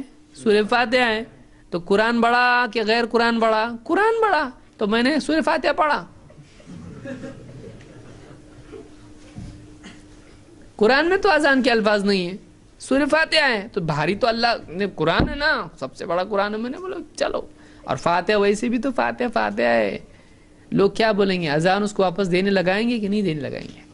اذان نہیں ہوئی اس کی، صحیح نہیں ہے، یہ صحیح کہ غلط ہے؟ وہ لوگ بولیں گے غلط ہے، غلط ہے یہ، کیوں؟ سورہ فاتحہ غلط ہے، اور وہ آدمی بولے سورہ فاتحہ کی وجہ سے مار کھایا میں، سورہ فاتحہ کی وجہ سے ڈانٹ ڈپٹ اس کی اور پٹائی ہوئی اس کی، کیوں؟ سورہ فاتحہ کو اس نے صحیح جگہ نہیں پڑھا، اس کی جگہ یہ نہیں ہے، اس کی جگہ یہ نہیں ہے، اس کی جگہ الگ ہے، وہاں جہاں پڑھنا چاہیے وہاں پڑھنا چاہیے اس نے۔ درود ہے، اب جہاں سورہ فاتحہ پڑھنا چاہیے تھا وہاں پہ کیا پڑھنا شروع کیا اس نے؟ ایک آدمی نے، امام صاحب اللہ اکبر، مغرب کی نماز، فجر کی نماز، عشاء کی نماز، اور امام صاحب نے شروع کیے اللہم صلی علی محمد وعلی آل محمد کما صلیت علی ابراہیم الی آخرہ۔ پبلک کیا بولیں گی؟ کیا ہے، کیا کر رہے؟ پبلک شروع کریں گی پیچھے سے اللہ اکبر اللہ اکبر، حالانکہ اللہ اکبر نہیں ہے، کیا بولنا چاہیے؟ سبحان اللہ۔ پبلک آج کل یہی بولتی ہے سب طرف، صحیح سنت اس میں کیا ہے؟ طریقہ سبحان اللہ ہے۔ پبلک پیچھے سے اس کو یاد دلائے گی کہ نہیں دلائے گی؟ امام بولے میں تو پڑھوں گا، رکو سجدے سب، کئی تو نماز میں سے کھڑے ہو جائیں گے، ایسے کیا کر رہا ہے، نہیں چیز کہاں سے لائے امام صاحب؟ طبیعت تو ٹھیک نہیں آج، نماز کے بعد سب کیوں نہیں امام صاحب نماز نہیں ہوئی؟ کیوں نہیں ہوئی؟ سورہ فاتحہ کی جگہ کیا پڑھے تم؟ درود پڑھے۔ صحیح ہے یہ؟ غلط ہے، ایسا کوئی کرے، کوئی کرتا نہیں ہے، جاہل گنا جائے گا، کیوں؟ اس لیے کہ یہ جگہ اس کی نہیں ہے۔ منع ہے سورہ فاتحہ کی جگہ درود پڑھنا؟ آپ اس سے پوچھئے منع ہے کہ درود پڑھنا؟ بولیں گے منع نہیں، پر ایسا تو ہے ہی نہیں، ایسا ہم نے کبھی سنے نہیں۔ کتنے بڈھے لوگوں کو پکڑ کے لائیں گے جو نماز کو نہیں آتے، چاچا کبھی تم نے دیکھے کیا ایسا؟ ارے میں کبھی دیکھا نہیں، میری عمر 100 سال کی ہوئی، 100 سال میں کبھی دیکھا نہیں، کہاں سے لائے امام کو؟ نکالو اس کو۔ کیوں نکالو اس کو؟ کیا گناہ ہے بیچارے کا؟ اس نے درود پڑھا کر کے نکالے اس کو۔ درود پڑھنا گناہ ہے؟ درود پڑھنا گناہ نہیں ہے، سورہ فاتحہ کی جگہ درود پڑھنا گناہ ہے۔ ٹھیک ہے میں سورہ فاتحہ اس کے بعد پڑھتا، پہلے درود پڑھتا زور سے، چلیں گا؟ وہ بھی نہیں چلیں گا۔ اب تو پڑھ رہا نا سورہ فاتحہ برابر، اس کے پہلے زور سے درود پڑھ رہا، نہیں چلتا، درود کی جگہ تحیات ہے، یہ نہیں ہے۔ کتنا آسانی سے سمجھ میں آتا، باقی جگہ کیوں نہیں آتا؟ بلکہ آپ دیکھیے بہت سارے ہمارے حنفی بھائی، ان کو علماء کی طرف سے فتویٰ کیا ہے؟ اتحیات میں بیٹھا ہوا ہے، پہلے اتحیات میں، ظہر میں، عصر میں، یا جو بھی نماز ہے، آپ اس کو کیا بولتے ہیں؟ پہلے اتحیات میں جو 2 رکعتوں کے بعد ہوتا ہے، شروع میں کیا پڑھتا ہو؟ اتحیات للہ والصلاۃ، ہو گیا؟ ہونے کے بعد میں اس کے بعد اگر فتویٰ کیسا دیتے ہیں؟ تو نے اگر اللہم صلی علی محمد پڑھا تو تیرے سے غلطی ہو گئی، کیا کرنا پڑے گا تجھ کو؟ سجدہ سہو کرنا پڑے گا۔ سجدہ سہو کا مطلب کیا؟ غلطی کا سجدہ۔ اچھا، مطلب اللہم صلی علی محمد بولنا غلطی ہے؟ وہ غلطی نہیں ہے، یہاں غلطی ہے ان کے حساب سے، ہمارے حساب سے تو وہ بھی نہیں ہے۔ ہمارے حساب سے پہلے اتحیات میں بھی آدمی درود پڑھنا چاہیے، بہتر ہے۔ پڑھ لیا تو بہت اچھی بات ہے، نہیں پڑھا تو بھی نماز ہوتی ہے۔ تو اب اس سے پوچھیے، آپ کوئی بھی آدمی جو آپ کو بولتا ہے، اس سے آپ کہو، وہ جو بولتا ہے آپ سے پوچھتا ہے سورہ فاتحہ پڑھنا، قرآن پڑھنا غلط کیا؟ ٹھیک ہے، ایک بات میں آپ سے پوچھتا ہے، اب آپ جواب دو، اس کو آپ بولو، آپ اس کو بولو بھائی امام صاحب سے جا کے پوچھ، اگر میں نے پہلے اتحیات میں اللہم صلی علی محمد بولا اتحیات کے بعد، یہ میری غلطی گنی جائے گی کہ نہیں؟ جائز ہے کہ نہیں؟ صحیح ہے کہ غلط؟ امام صاحب جواب کیا دینا چاہیے؟ یہی جواب دیں گے، وہ ان کے نزدیک یہی ہے کہ یہ تیری غلطی ہے، اگر سجدہ سہو نہیں کیا تو تیری نماز نہیں ہوگی۔ کس وجہ سے نماز نہیں ہو رہی؟ درود پڑھنے سے نماز نہیں ہو رہی؟ درود پڑھنا غلطی ہے؟ امام کیا بتائے گا؟ اس جگہ یہ نہیں ہے، حالانکہ ہے وہاں پہ، اور اس جگہ درود نہیں پڑھنا چاہیے، لہذا تیری نماز نہیں ہوئی ہے۔ تو ان کے نزدیک اب اس سے اگر پوچھا جائے کیا، اب سوال دیکھیے کیا ہے، دوسرا سوال، اگر وہ بولتا ہے اس جگہ نہیں پڑھنا چاہیے، آپ اس سے سوال پوچھئے، آپ بول رہے تھے میرے کو اس دن یہ فاتحہ دینا منع کدھر ہے، میں اب آپ سے پوچھتا ہوں کیا پہلے اتحیات میں درود پڑھنے سے اللہ کے نبی صلی اللہ علیہ وسلم نے منع کیے؟ اللہ نے منع کیا، نبی صلی اللہ علیہ وسلم نے منع کیے؟ منع ہے یہ نہیں، پھر کیسا بولے آپ غلطی ہوئی؟ کس نے بولا آپ کو غلطی ہوئی؟ آپ وہاں فاتحہ دینے کے وقت میں آپ وہاں پکڑ لیے مجھ کو، منع کدھر ہے؟ اب میں آپ کو یہاں پوچھ رہا ہوں کہ یہ منع کدھر ہے؟ منع نہیں، لیکن لوگ، ہم تو ایسے سنتے آئے۔ اچھا، آپ سنتے آئے کو دلیل بنائے ہوئے ہیں، ہم نے کبھی دیکھے نہیں کو دلیل بنائے ہوئے ہیں، ہم کو ایسے ہی سکھایا اس کو دلیل بنائے۔ آپ کے لیے نبی دلیل نہیں، آپ کے لیے کون دلیل ہے؟ فاتحہ میں آپ کو چل جاتا اور درود میں آپ کو نہیں چلتا؟ نماز میں سورہ فاتحہ امام کے پیچھے پڑھتے آپ؟ نہیں۔ کیوں نہیں پڑھتے بھائی آپ؟ تو آپ تو فاتحہ نہیں پڑھ رہے، امام صاحب پڑھ رہے نا، وہ سننے کا، ہاں اس کے ساتھ ہم بھی کیسا پڑھنے کا؟ اچھا، پھر باقی کی 2 رکعت میں پڑھ رہے امام صاحب، سن رہے کیا تم؟ وہاں تو نہیں سن رہے، پھر کیوں نہیں پڑھ رہے؟ وہاں کیا کر رہے؟ چپ کھڑے ہوئے ہیں، کچھ بھی نہیں، کچھ نہیں کرنے کا، خالی کھڑے ہو کے سوچنے کا۔ یہ کوئی عبادت ہے؟ خاموش کھڑے رہنا، کچھ نہیں پڑھنا، عبادت کیسے ہے؟ کیا دلیل ہے اس کی؟ حالانکہ صحابی غالباً جابر رضی اللہ عنہ کہتے ہیں، ابن ماجہ کی روایت ہے کہ ہم ظہر اور عصر میں اللہ کے نبی صلی اللہ علیہ وسلم کے پیچھے پہلی 2 رکعتوں میں سورہ فاتحہ اور سورہ پڑھتے تھے، اور بعد کی 2 رکعتوں میں صرف سورہ فاتحہ پڑھتے تھے۔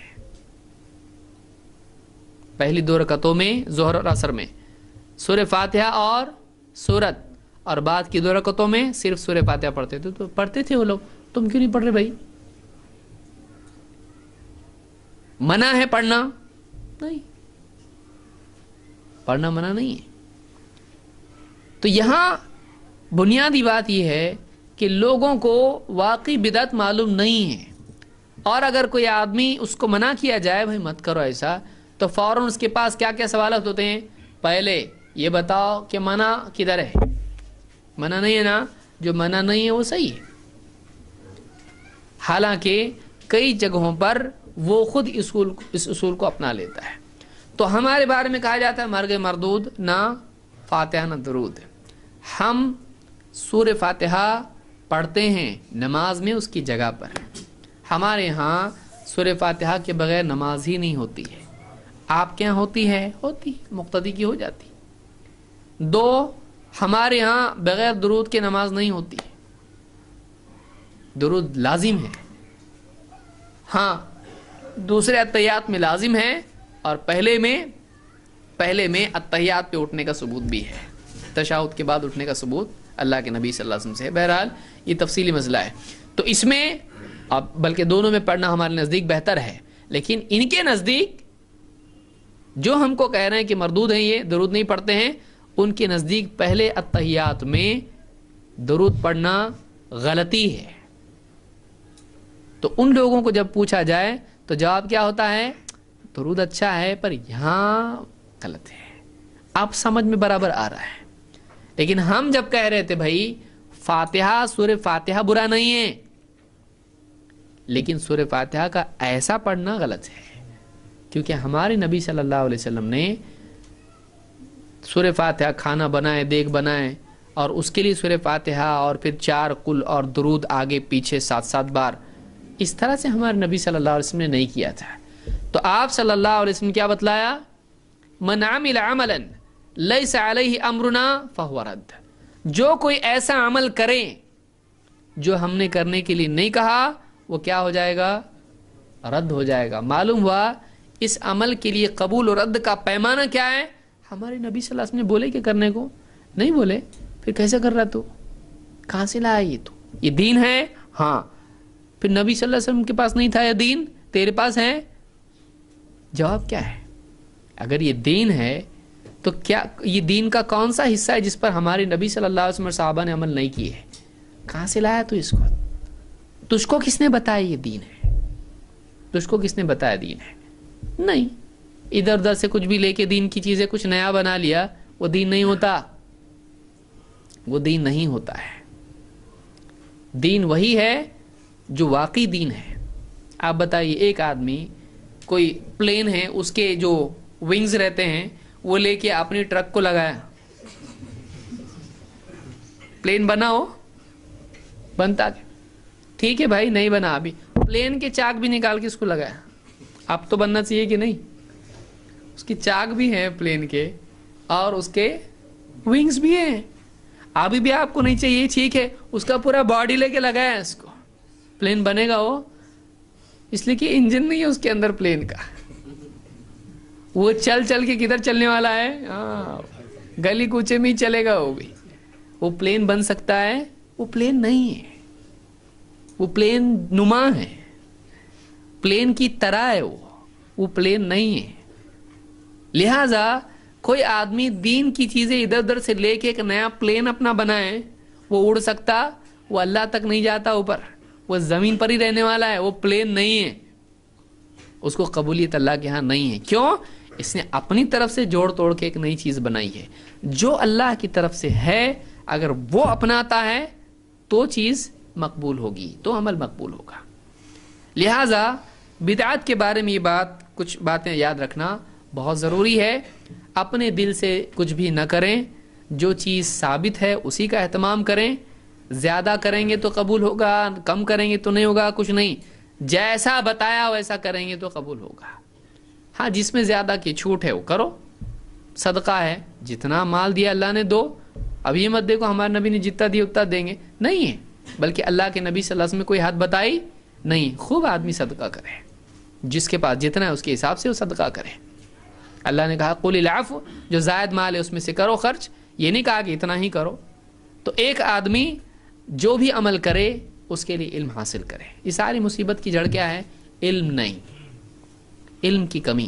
اس لیے دینی مجلسوں میں حاضر ہونا ضروری ہے۔ اب یہ ساری باتیں جو آج ہم نے کی، ایک آدمی گھر میں بیٹھے اس کو سمجھ میں آنے والی ہے؟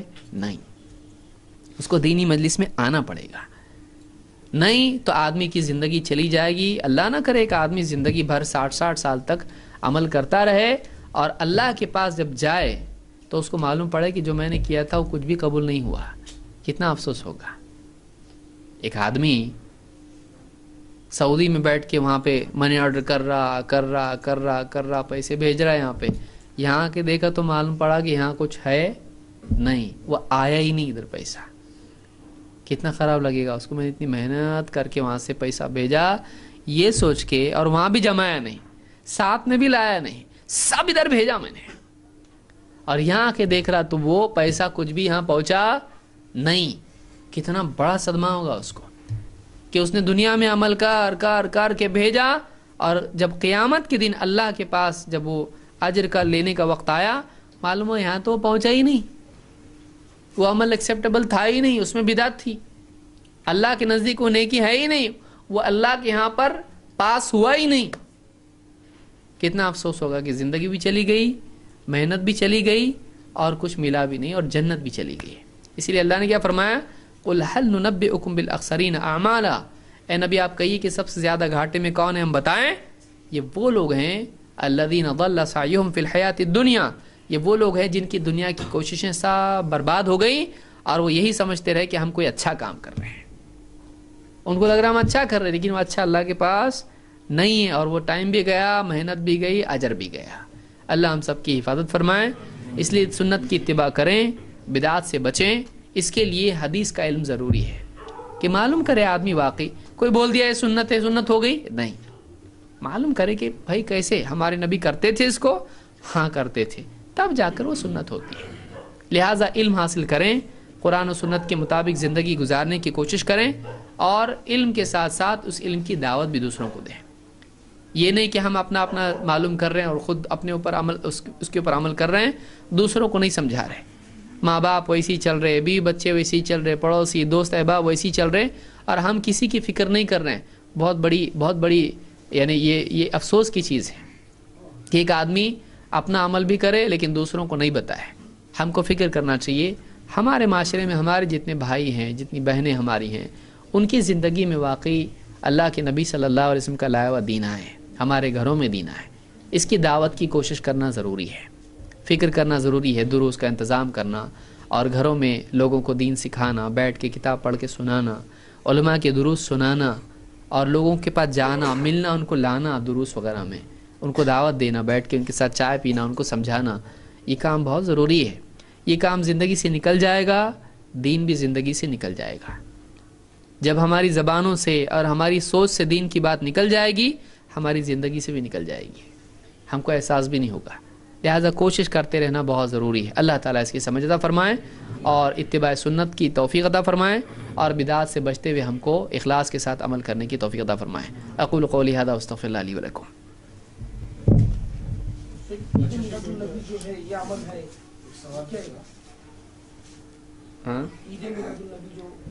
دیکھیے اللہ کے نبی صلی اللہ علیہ وسلم کا دنیا میں آنا یہ مومن کے لیے بہت ہی سعادت کی چیز ہے اور سارے عالم کے لیے یہ خیر ہے. لیکن اس دن کو منانا اللہ کے نبی صلی اللہ علیہ وسلم سے اور صحابہ سے ثابت نہیں ہے. ہم کو خوشی نہیں ہوتی، ہم کو خوشی ہوتی ہے. اللہ کے نبی صلی اللہ علیہ وسلم دنیا میں تشریف لائے اور آپ کو نبی بنایا گیا، آپ کو سارے نبیوں کا سردار بنایا گیا اور آپ نے امامت کی، بہت ساری چیزیں ہوئیں آپ کی زندگی میں، اللہ کی مدد آپ کے ساتھ تھی. تو اللہ کے رسول صلی اللہ علیہ وسلم ایک مومن کے دل کا سرور ہیں، خوشی ہیں کہ جب بھی نبی کا تذکرہ آئے ہمارے دل میں خوشی ہوتی کہ واقعی اللہ نے ہم کو آپ کا امتی بنایا. یہ کسی سال میں ایک دن کی خوشی نہیں ہے. یہ جب بھی نبی صلی اللہ علیہ وسلم کا تذکرہ آیا آدمی کے دل میں خوشی ہونا چاہیے، ہاں ہم کو اللہ نے ایسا نبی دیا، ہمارے نبی ایسے تھے اور ہم کو آپ کا امتی بننے کی توفیق دی اللہ نے. اتنی خوشی کی بات ہے. سال میں ایک دن آپ کی پیدائش کے دن خوشی منانے، یہ کون سا طریقہ ہے خوشی منانے کا؟ ہر وقت آدمی کے دل میں نبی سے محبت اور خوشی اور سرور ہونا چاہیے. تو ایسا اسلام میں ہے. یہ نہیں کہ ہم ایک دن کو اس کے لیے مختص کر لیں اور اسی دن خوشی منائیں، یہ طریقہ اسلام میں نہیں ہے. اگر ہوتا خود اللہ کے نبی صلی اللہ علیہ وسلم کا حکم دیتے اور صحابہ خاص طور سے خلفائے راشدین جو اتنی محبت اور تعظیم کرنے والے تھے، یہ لوگ ایسا کرتے. لیکن اتنی خلافت کا دور تھا، 30 سال کا دور تھا، لیکن اس سارے دور میں کبھی بھی خلفاء نے اللہ کے نبی صلی اللہ علیہ وسلم کی پیدائش کا دن خوشیوں کے طور پر نہیں منایا، نہ غم کے طور پر منایا. کہ لوگوں کا کہنا کہ اسی دن وفات بھی اسی دن پیدائش ہوئی، یہ ایک الگ مسئلہ ہے تاریخی طور پر. اس دن کو اگر یہ بھی مان لیا جائے کہ ہاں وہی پیدائش کا ہے، وہی تاریخ وفات کی ہے، تب بھی نہ صحابہ نے اس کو غم کا دن منایا نہ خوشی کا دن منایا. پھر ہم کیوں منائیں؟ صحابہ کو جو چیز سمجھ میں نہیں آئی ہم کو کیسے سمجھ میں آ رہی؟ جس کو انہوں نے دین نہیں سمجھا ہم اس کو کیسے دین سمجھ رہے ہیں؟ اس کو ایمان کا تقاضا سمجھ رہے ہیں. اب ان کی ایمان کا تقاضا نہیں تھا یہ، تو صحابہ نے نہیں کیا اس لیے ہم بھی اس کو نہیں کرتے ہیں.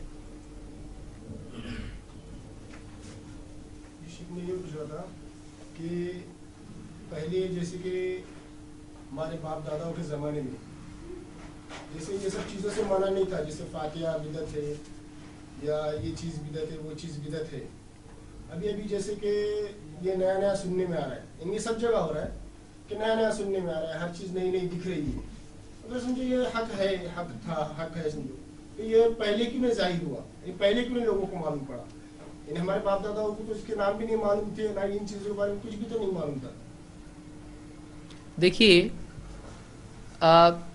بہت سارے لوگوں کا یہ کہنا ہے کہ ہمارے باپ دادا سالوں سے فاتحہ، کنڈے، کندوری اور کیا کچھ نہیں، بہت ساری چیزیں قرآن خوانی وغیرہ کرتے آئے ہیں. تو اگر یہ غلط تھا تو پھر پہلے کسی نے غلط نہیں بولا ہم کو، آپ لوگ آج آ کے ہم کو غلط کہہ رہے ہو، تو آپ کی بات ہم کیسے مانیں؟ اگر یہ غلط ہوتا تو پہلے ہم کو بتایا جاتا. دیکھیے کسی چیز کا اگر لوگ اس کو غلط نہیں بول رہے ہیں تو اس سے ثابت نہیں ہوتا ہے کہ وہ چیز صحیح ہے، کیونکہ لوگوں کی غلط بولنے سے وہ غلط ہو جائے گی، لوگوں کے صحیح بولنے سے وہ صحیح ہو جائے گی، ایسا نہیں ہے. بلکہ کوئی چیز صحیح اور غلط کب ہوتی ہے؟ جب اللہ اور اس کے رسول صلی اللہ علیہ وسلم کی ترازو میں وہ صحیح یا غلط ثابت ہو. تو اگر کسی نے نہیں بولا ہے اس کو غلط، تو ہو سکتا ہے اس کے علم میں نہیں ہے اس کا غلط بولنا ہے. کہ کیا اس آدمی نے دنیا کے سارے علماء سے پوچھا یہ غلط ہے کہ نہیں ہے؟ نہیں. اس کے سامنے جو لوگ تھے ان لوگوں نے بتایا کہ یہ غلط ہے یا یہ صحیح ہے، تو اب ان کے علم کی بنیاد پر اس کا فیصلہ ہے. دوسرے بھی تو علماء ہیں، اب اس کے پاس ان کا علم نہیں پہنچا کہ انہوں نے اس کو غلط کہا ہے. تو ایسے علماء کا علم، جس مثال کے طور پر 12 ربیع الاول کا معاملہ ہے. 12 ربیع الاول کے سلسلے میں ہندوستان میں لوگ اس کو مناتے ہیں اور دھوم دھام سے مناتے ہیں اچھا خاصا. لیکن عرب میں اگر آپ دیکھیں گے تو عرب کے اندر اس کو سختی سے لوگ منع کرتے ہیں. جب بھی بدعات کا تذکرہ آتا ہے پہلی مثال مولد یا میلاد کی ہوتی ہے کہ یہ غلط ہے. کیوں؟ وہاں پہ یہ منع ہے، وہاں بچہ جانتا ہے. اگر بدعت بولتے ہیں اس کے ذہن میں کیا آتا ہے؟ میلاد، کیونکہ وہاں پر باقی اور چیزیں نہیں ہیں. یہ چیز وہاں پہ بہت زیادہ منع کی جاتی ہے، اس لیے کہ معروف وہی ہے کہ بدعت کے نام پر اگر کچھ ہے تو یہ ہے. تو اب ایک آدمی کہے گا کہ ہمارے یہاں تو یہ منع ہے، یہاں کیسا کرتے لوگ؟ یہاں والا کہے گا کہ یہاں تو کرتے، وہاں کیسا منع ہے؟ تو کسی کے پاس کسی چیز کے منع کا علم پہنچتا ہے اور کسی کے پاس اس کا علم نہیں پہنچتا ہے. تو اگر لوگوں تک، ہمارے لوگوں تک اگر یہ علم نہیں پہنچا ہے تو یہ جاننے والے کی غلطی ہے کیا؟ یعنی ایک آدمی کو نہیں معلوم تو غلطی کس کی ہے؟ نہیں بتانے والے کی غلطی ہے. جس نے بتایا نہیں اس کی غلطی ہے. اب جس نے بتایا اس کی کیا غلطی ہے؟ ہم نے تحقیق کی، ہم نے دیکھا، ہم نے بتایا. ہم نے نہیں کہا کہ اگر آج بتائیں گے تو لوگ مانیں گے، نہیں. اگر آج بتائیں گے لوگ بولیں گے کہ پہلے کیا لوگ پاگل تھے کیا؟ ہم نے اس کا خیال نہیں رکھا. ہم نے بتایا دیکھو دین میں ایسا ہے، یہ منع ہے. تعزیہ بٹھانا سالوں سے لوگ کرتے آئے. آج بہت سارے ہمارے بریلوی بھائی اور علماء بتا رہے ہیں کہ بھائی تعزیہ بٹھانا، اس کے سامنے یہ سب کرنا، یہ صحیح نہیں ہے. تو آج کون بول رہا ہے؟ آج ہی بول رہے ہیں. پہلے کیوں نہیں بولے؟ پہلے نہیں بولے، ٹھیک ہے نہیں بولے، کم سے کم آج تو بول رہے ہیں. لیکن اب اگر کوئی آدمی کہے پہلے لوگوں نے منع نہیں کیا، تم کہاں سے لا رہے، تو یہ غلطی ہوگی. کیوں؟ اس لیے کہ آج اگر کوئی بتا رہا ہے تو اگر صحیح بتا رہا ہے تو صحیح ہے نا، چاہے وہ کل بتایا نہیں ہو. اگر کسی نے کل نہیں بتایا آج بتایا تو کیا غلط ہو جاتا ہو؟ غلط نہیں ہو جاتا. جیسے ایک آدمی ہے، اس کو ڈاکٹر نے نہیں بتایا کہ تم کو یہ بیماری ہے، بعد میں جا کے اس کو معلوم پڑا تو کیا بولے گا؟ وہ بیماری نہیں ہے، بیماری تو ہے. ڈاکٹر نے نہیں بتایا تو کیا ہوا؟ دوسرے ڈاکٹر نے تو بتایا نا. تو یہ نہیں بول سکتا آج تک میں اتنے بار ڈاکٹر کے پاس گیا، کبھی اس نے بولا نہیں مجھ کو یہ بیماری ہے، تم کیسا بول رہے بیماری ہے؟ ارے بھائی چیک اپ کیے، تمہارا پورا سکین کیے، تم کو یہ چیک کیے، وہ چیک کیے، اب نکلا تو بتا رہا میں. اس نے نہیں بتایا وہ اس کی غلطی ہے. اس نے نہیں بتایا وہ اس کی غلطی ہے. مجھ کو دکھائی دیا، میں بتایا نا آپ کو، یہ دیکھو نا یہ پوری رپورٹ ہے نا. تو آپ رپورٹ مانو گے کیا وہ ڈاکٹر مانو گے؟ آپ کیا کرو گے؟ نہیں بتایا تو ٹھیک ہے مت، پھر نہیں تو پھر جاؤ دنیا سے. نہیں ماننے کا مت مانو. نقصان کس کا ہونے والا ہے؟ نہیں ماننے والے کا ہونے والا ہے. تو کسی نے اگر نہیں بتایا تو نہیں بتانے والے کی غلطی ہے اپنی جگہ. ہم کس کو دیکھیں گے؟ ہم قرآن و سنت کو دیکھیں گے. اس نے بتایا نہیں، اس نے بتایا نہیں، اس نے بتایا، اس نے بتایا، یہ کرتے بیٹھنے میں کچھ کام فائدہ نہیں ہے اس کے اندر. دیکھنا یہ ہے کہ ٹھیک ہے بابا آج بتایا کسی نے، آج معلوم پڑا ایسا ہے، اب پھر اس کے بعد دیکھنے کا وہ صحیح ہے تو صحیح ہے، غلط ہے تو غلط ہے. ایک آدمی کو قانون معلوم نہیں، اس نے زمینیں خریدا، یہ خریدا، وہ خریدا، اور بعد میں ایک نیا جو بھی ہے حکومت کی طرف سے آدمی آیا، بولا تمہاری زمین یہ جا رہی روڈ وائڈنگ میں. بولے ہم کو تو کس نے بتایا نہیں ایسا، تمہارا کام ہے معلوم کرنے کا. ہم حکومت کے آدمی ہیں، گئی تمہاری زمین، اور اتنا کیسے لے رہے؟ گئی وہ، اور بولا ہم کو تو کس نے بتایا نہیں، اس سے پوچھا میں نے، اس سے پوچھا، تو ان کو جا کے مانگو ابھی زمین اپنی. اس نے نہیں بتایا، ہماری غلطی ہے کیا؟ ہماری غلطی نہیں ہے، تمہارا کام تھا معلوم کرنے کا. کس سے پوچھے تم نے؟ اور میرے چاچا سے پوچھا میں نے، میرے دادا اتنے بڑے ان سے پوچھا میں نے، وہ فلاں سے پوچھا میں نے. تم کو اس سے پوچھنے کی کیا ضرورت تھی؟ تم قاعدے والے سے جا کے پوچھتے، وہ تم کو بتاتا. تم نے قاعدے والے سے پوچھے نہیں. چاچا نانا کون ہے تمہارے؟ ان سے پوچھ کے نہیں چلتا. قاعدہ کیا ہے؟ قال اللہ قال رسول اللہ. اس لیے ہم کیوں بول رہے ہیں؟ ہم بولے قاعدہ، نام لینے کا نبی کا اور پوچھنے کا دوسرے سے. کس کی نام کائے کو لے رہے؟ پھر نام لے رہے نا نبی کا، نبی سے چیک کرو. नहीं छोड़ेंगे, नहीं छोड़ेंगे, नबी का दामन नहीं छोड़ेंगे तो मत छोड़ो। नबी की बात क्यों छोड़ रहे हैं? पूछो, मालूम करो। आदमी का ईमान ये उसको ऐसा होना चाहिए। ठीक है बाबा, मेरे चाचा भी बोले, मेरे नाना दादा सब बोले, ठीक है, मेरे को ये बता हमारे नबी क्या बोले? क्या ईमान नहीं है? क्यों नहीं? वो नबी के बारे में क्यों मालूम नहीं कर रहा? नबी ने नहीं करे तो क्या हुआ? चाचा तो कर रहे, नाना तो कर रहे, दादा तो कर रहे, फलाने मौलवी साहब कर रहे। ये कोई दलील है? ये कोई बात है? क्या तू मोहब्बत का हक अदा किया नबी सल्लल्लाहु अलैहि वसल्लम से? तूने पहले पूछना चाहिए, वो सबका छोड़ो, पहले बताओ हमारे नबी सल्लल्लाहु अलैहि वसल्लम ने क्या किया है, क्या बताया हमको। ये नबी सल्लल्लाहु अलैहि वसल्लम पर ईमान का तकाजा है। पहले नबी, ये भी वो भी वो भी, नबी नहीं, पहले नबी। तो हम ये कहते हैं कि अगर कोई आदमी कहता है हमको आज तक तो किसी ने बताया नहीं, तो पकड़ो उसको, क्यों बताया नहीं। ये नहीं कि नहीं बताया तो हम गलत बता रहे, हम पुरावे के साथ बता रहे, हम प्रूफ के साथ बता रहे, हम कायदे के साथ बता रहे। हमको पकड़ो मत, ये देखो, ये पकड़ो, ये दलील है। दलील के आगे सब फेल है।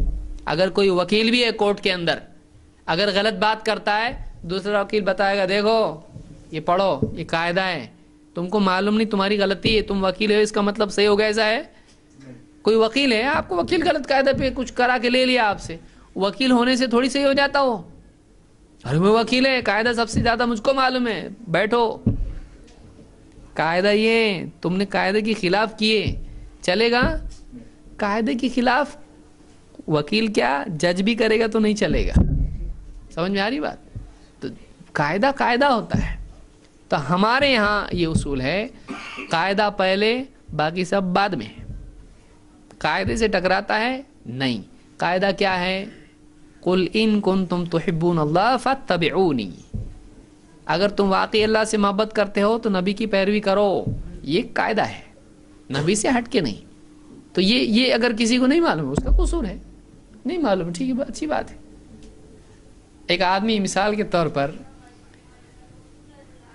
पानी नहीं आया किसी दिन, बोले मेरे को तो किसी ने बताया नहीं पानी नहीं आने वाला, तो कैसा क्या पानी? और तेरे को नहीं मालूम है तो तेरी गलती है, हमने हमारा पानी भर लिए।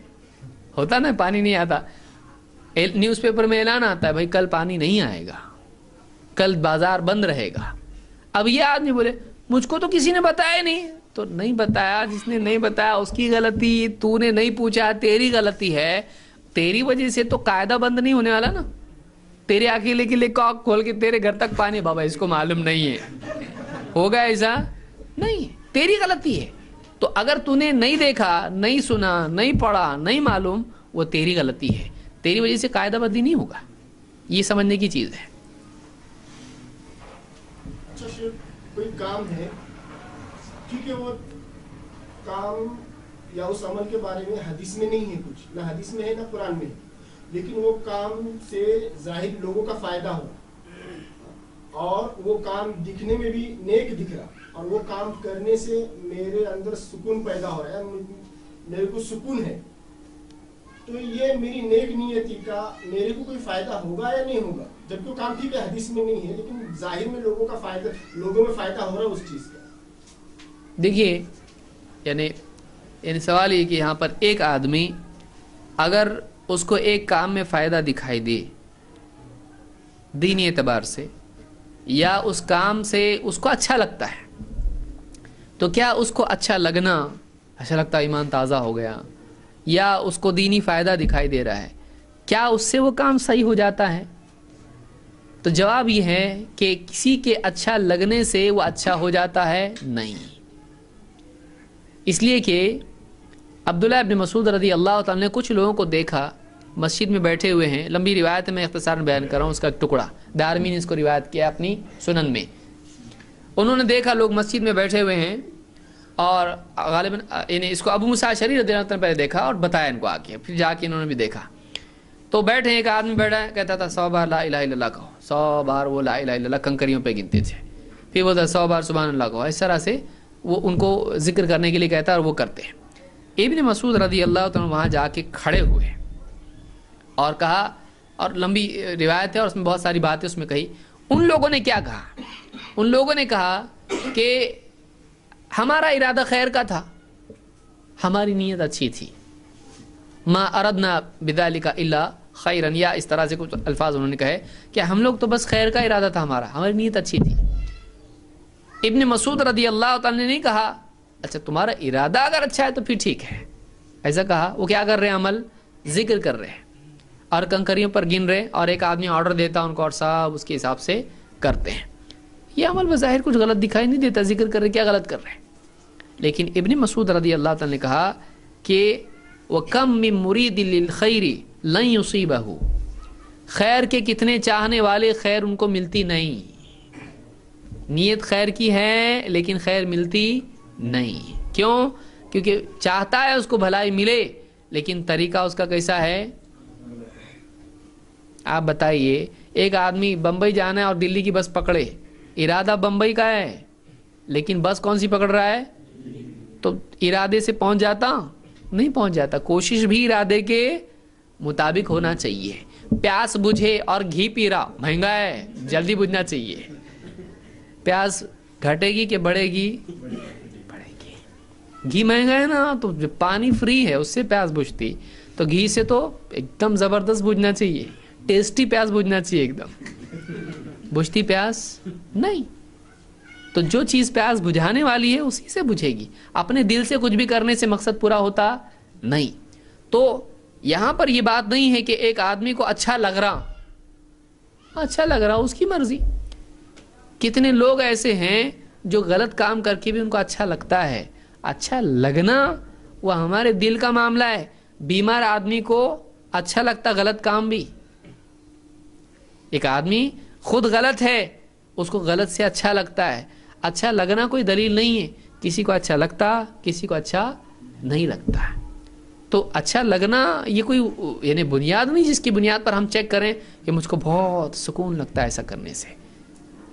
آپ کئی لوگ ہیں بہت ساری نیند کی دوائیں کھاتے ہیں، ڈرگ لیتے ہیں، کیا کچھ نہیں کرتے ہیں، ان کو بہت اچھا لگتا ہے اس سے۔ کچھ لوگ کیا کہتے ہیں، جب ہاتھ میں سگریٹ آ جاتا نا سارا ٹینشن فری ہو جاتا ہے، ایک دم 2 کش لے لیا بس سارا ٹینشن غائب، ایک دم اچھا لگتا ہے۔ تو چلے گا ایسا؟ نہیں چلے گا ایسا۔ اور سگریٹ منع ایسی کو بھی ہے، نہ گ ہے نہ ٹ ہے عربی میں، سگریٹ نہیں ہے، لیکن وہ کیا ہے؟ غلط ہے، کیونکہ قاعدے میں وہ غلط ہے، قاعدے سے وہ غلط آتا ہے۔ لہٰذا کسی آدمی کا یہ کہنا کہ میرا کام اچھا ہے، تیرا کام اچھا ہے ثابت کرنے کے لیے دلیل چاہیے قرآن و سنت کی۔ اپنے دل سے آدمی کسی کو اچھا برا نہیں بول سکتا ہے، اور اس کو فائدہ دکھائی دے رہا ہے، اللہ اور اس کے رسول نے جو بتایا اسی میں فائدہ ہے۔ اگر اس میں نقصان دکھائی دیتا ہے تب بھی وہی کرنا چاہیے، اپنے دل سے کچھ کرنا نہیں چاہیے۔ تو میں سمجھتا ہوں یہ ہمارے لیے آج کے لیے کافی ہے۔ اقول قولی ھذا واستغفر اللہ لی ولکم۔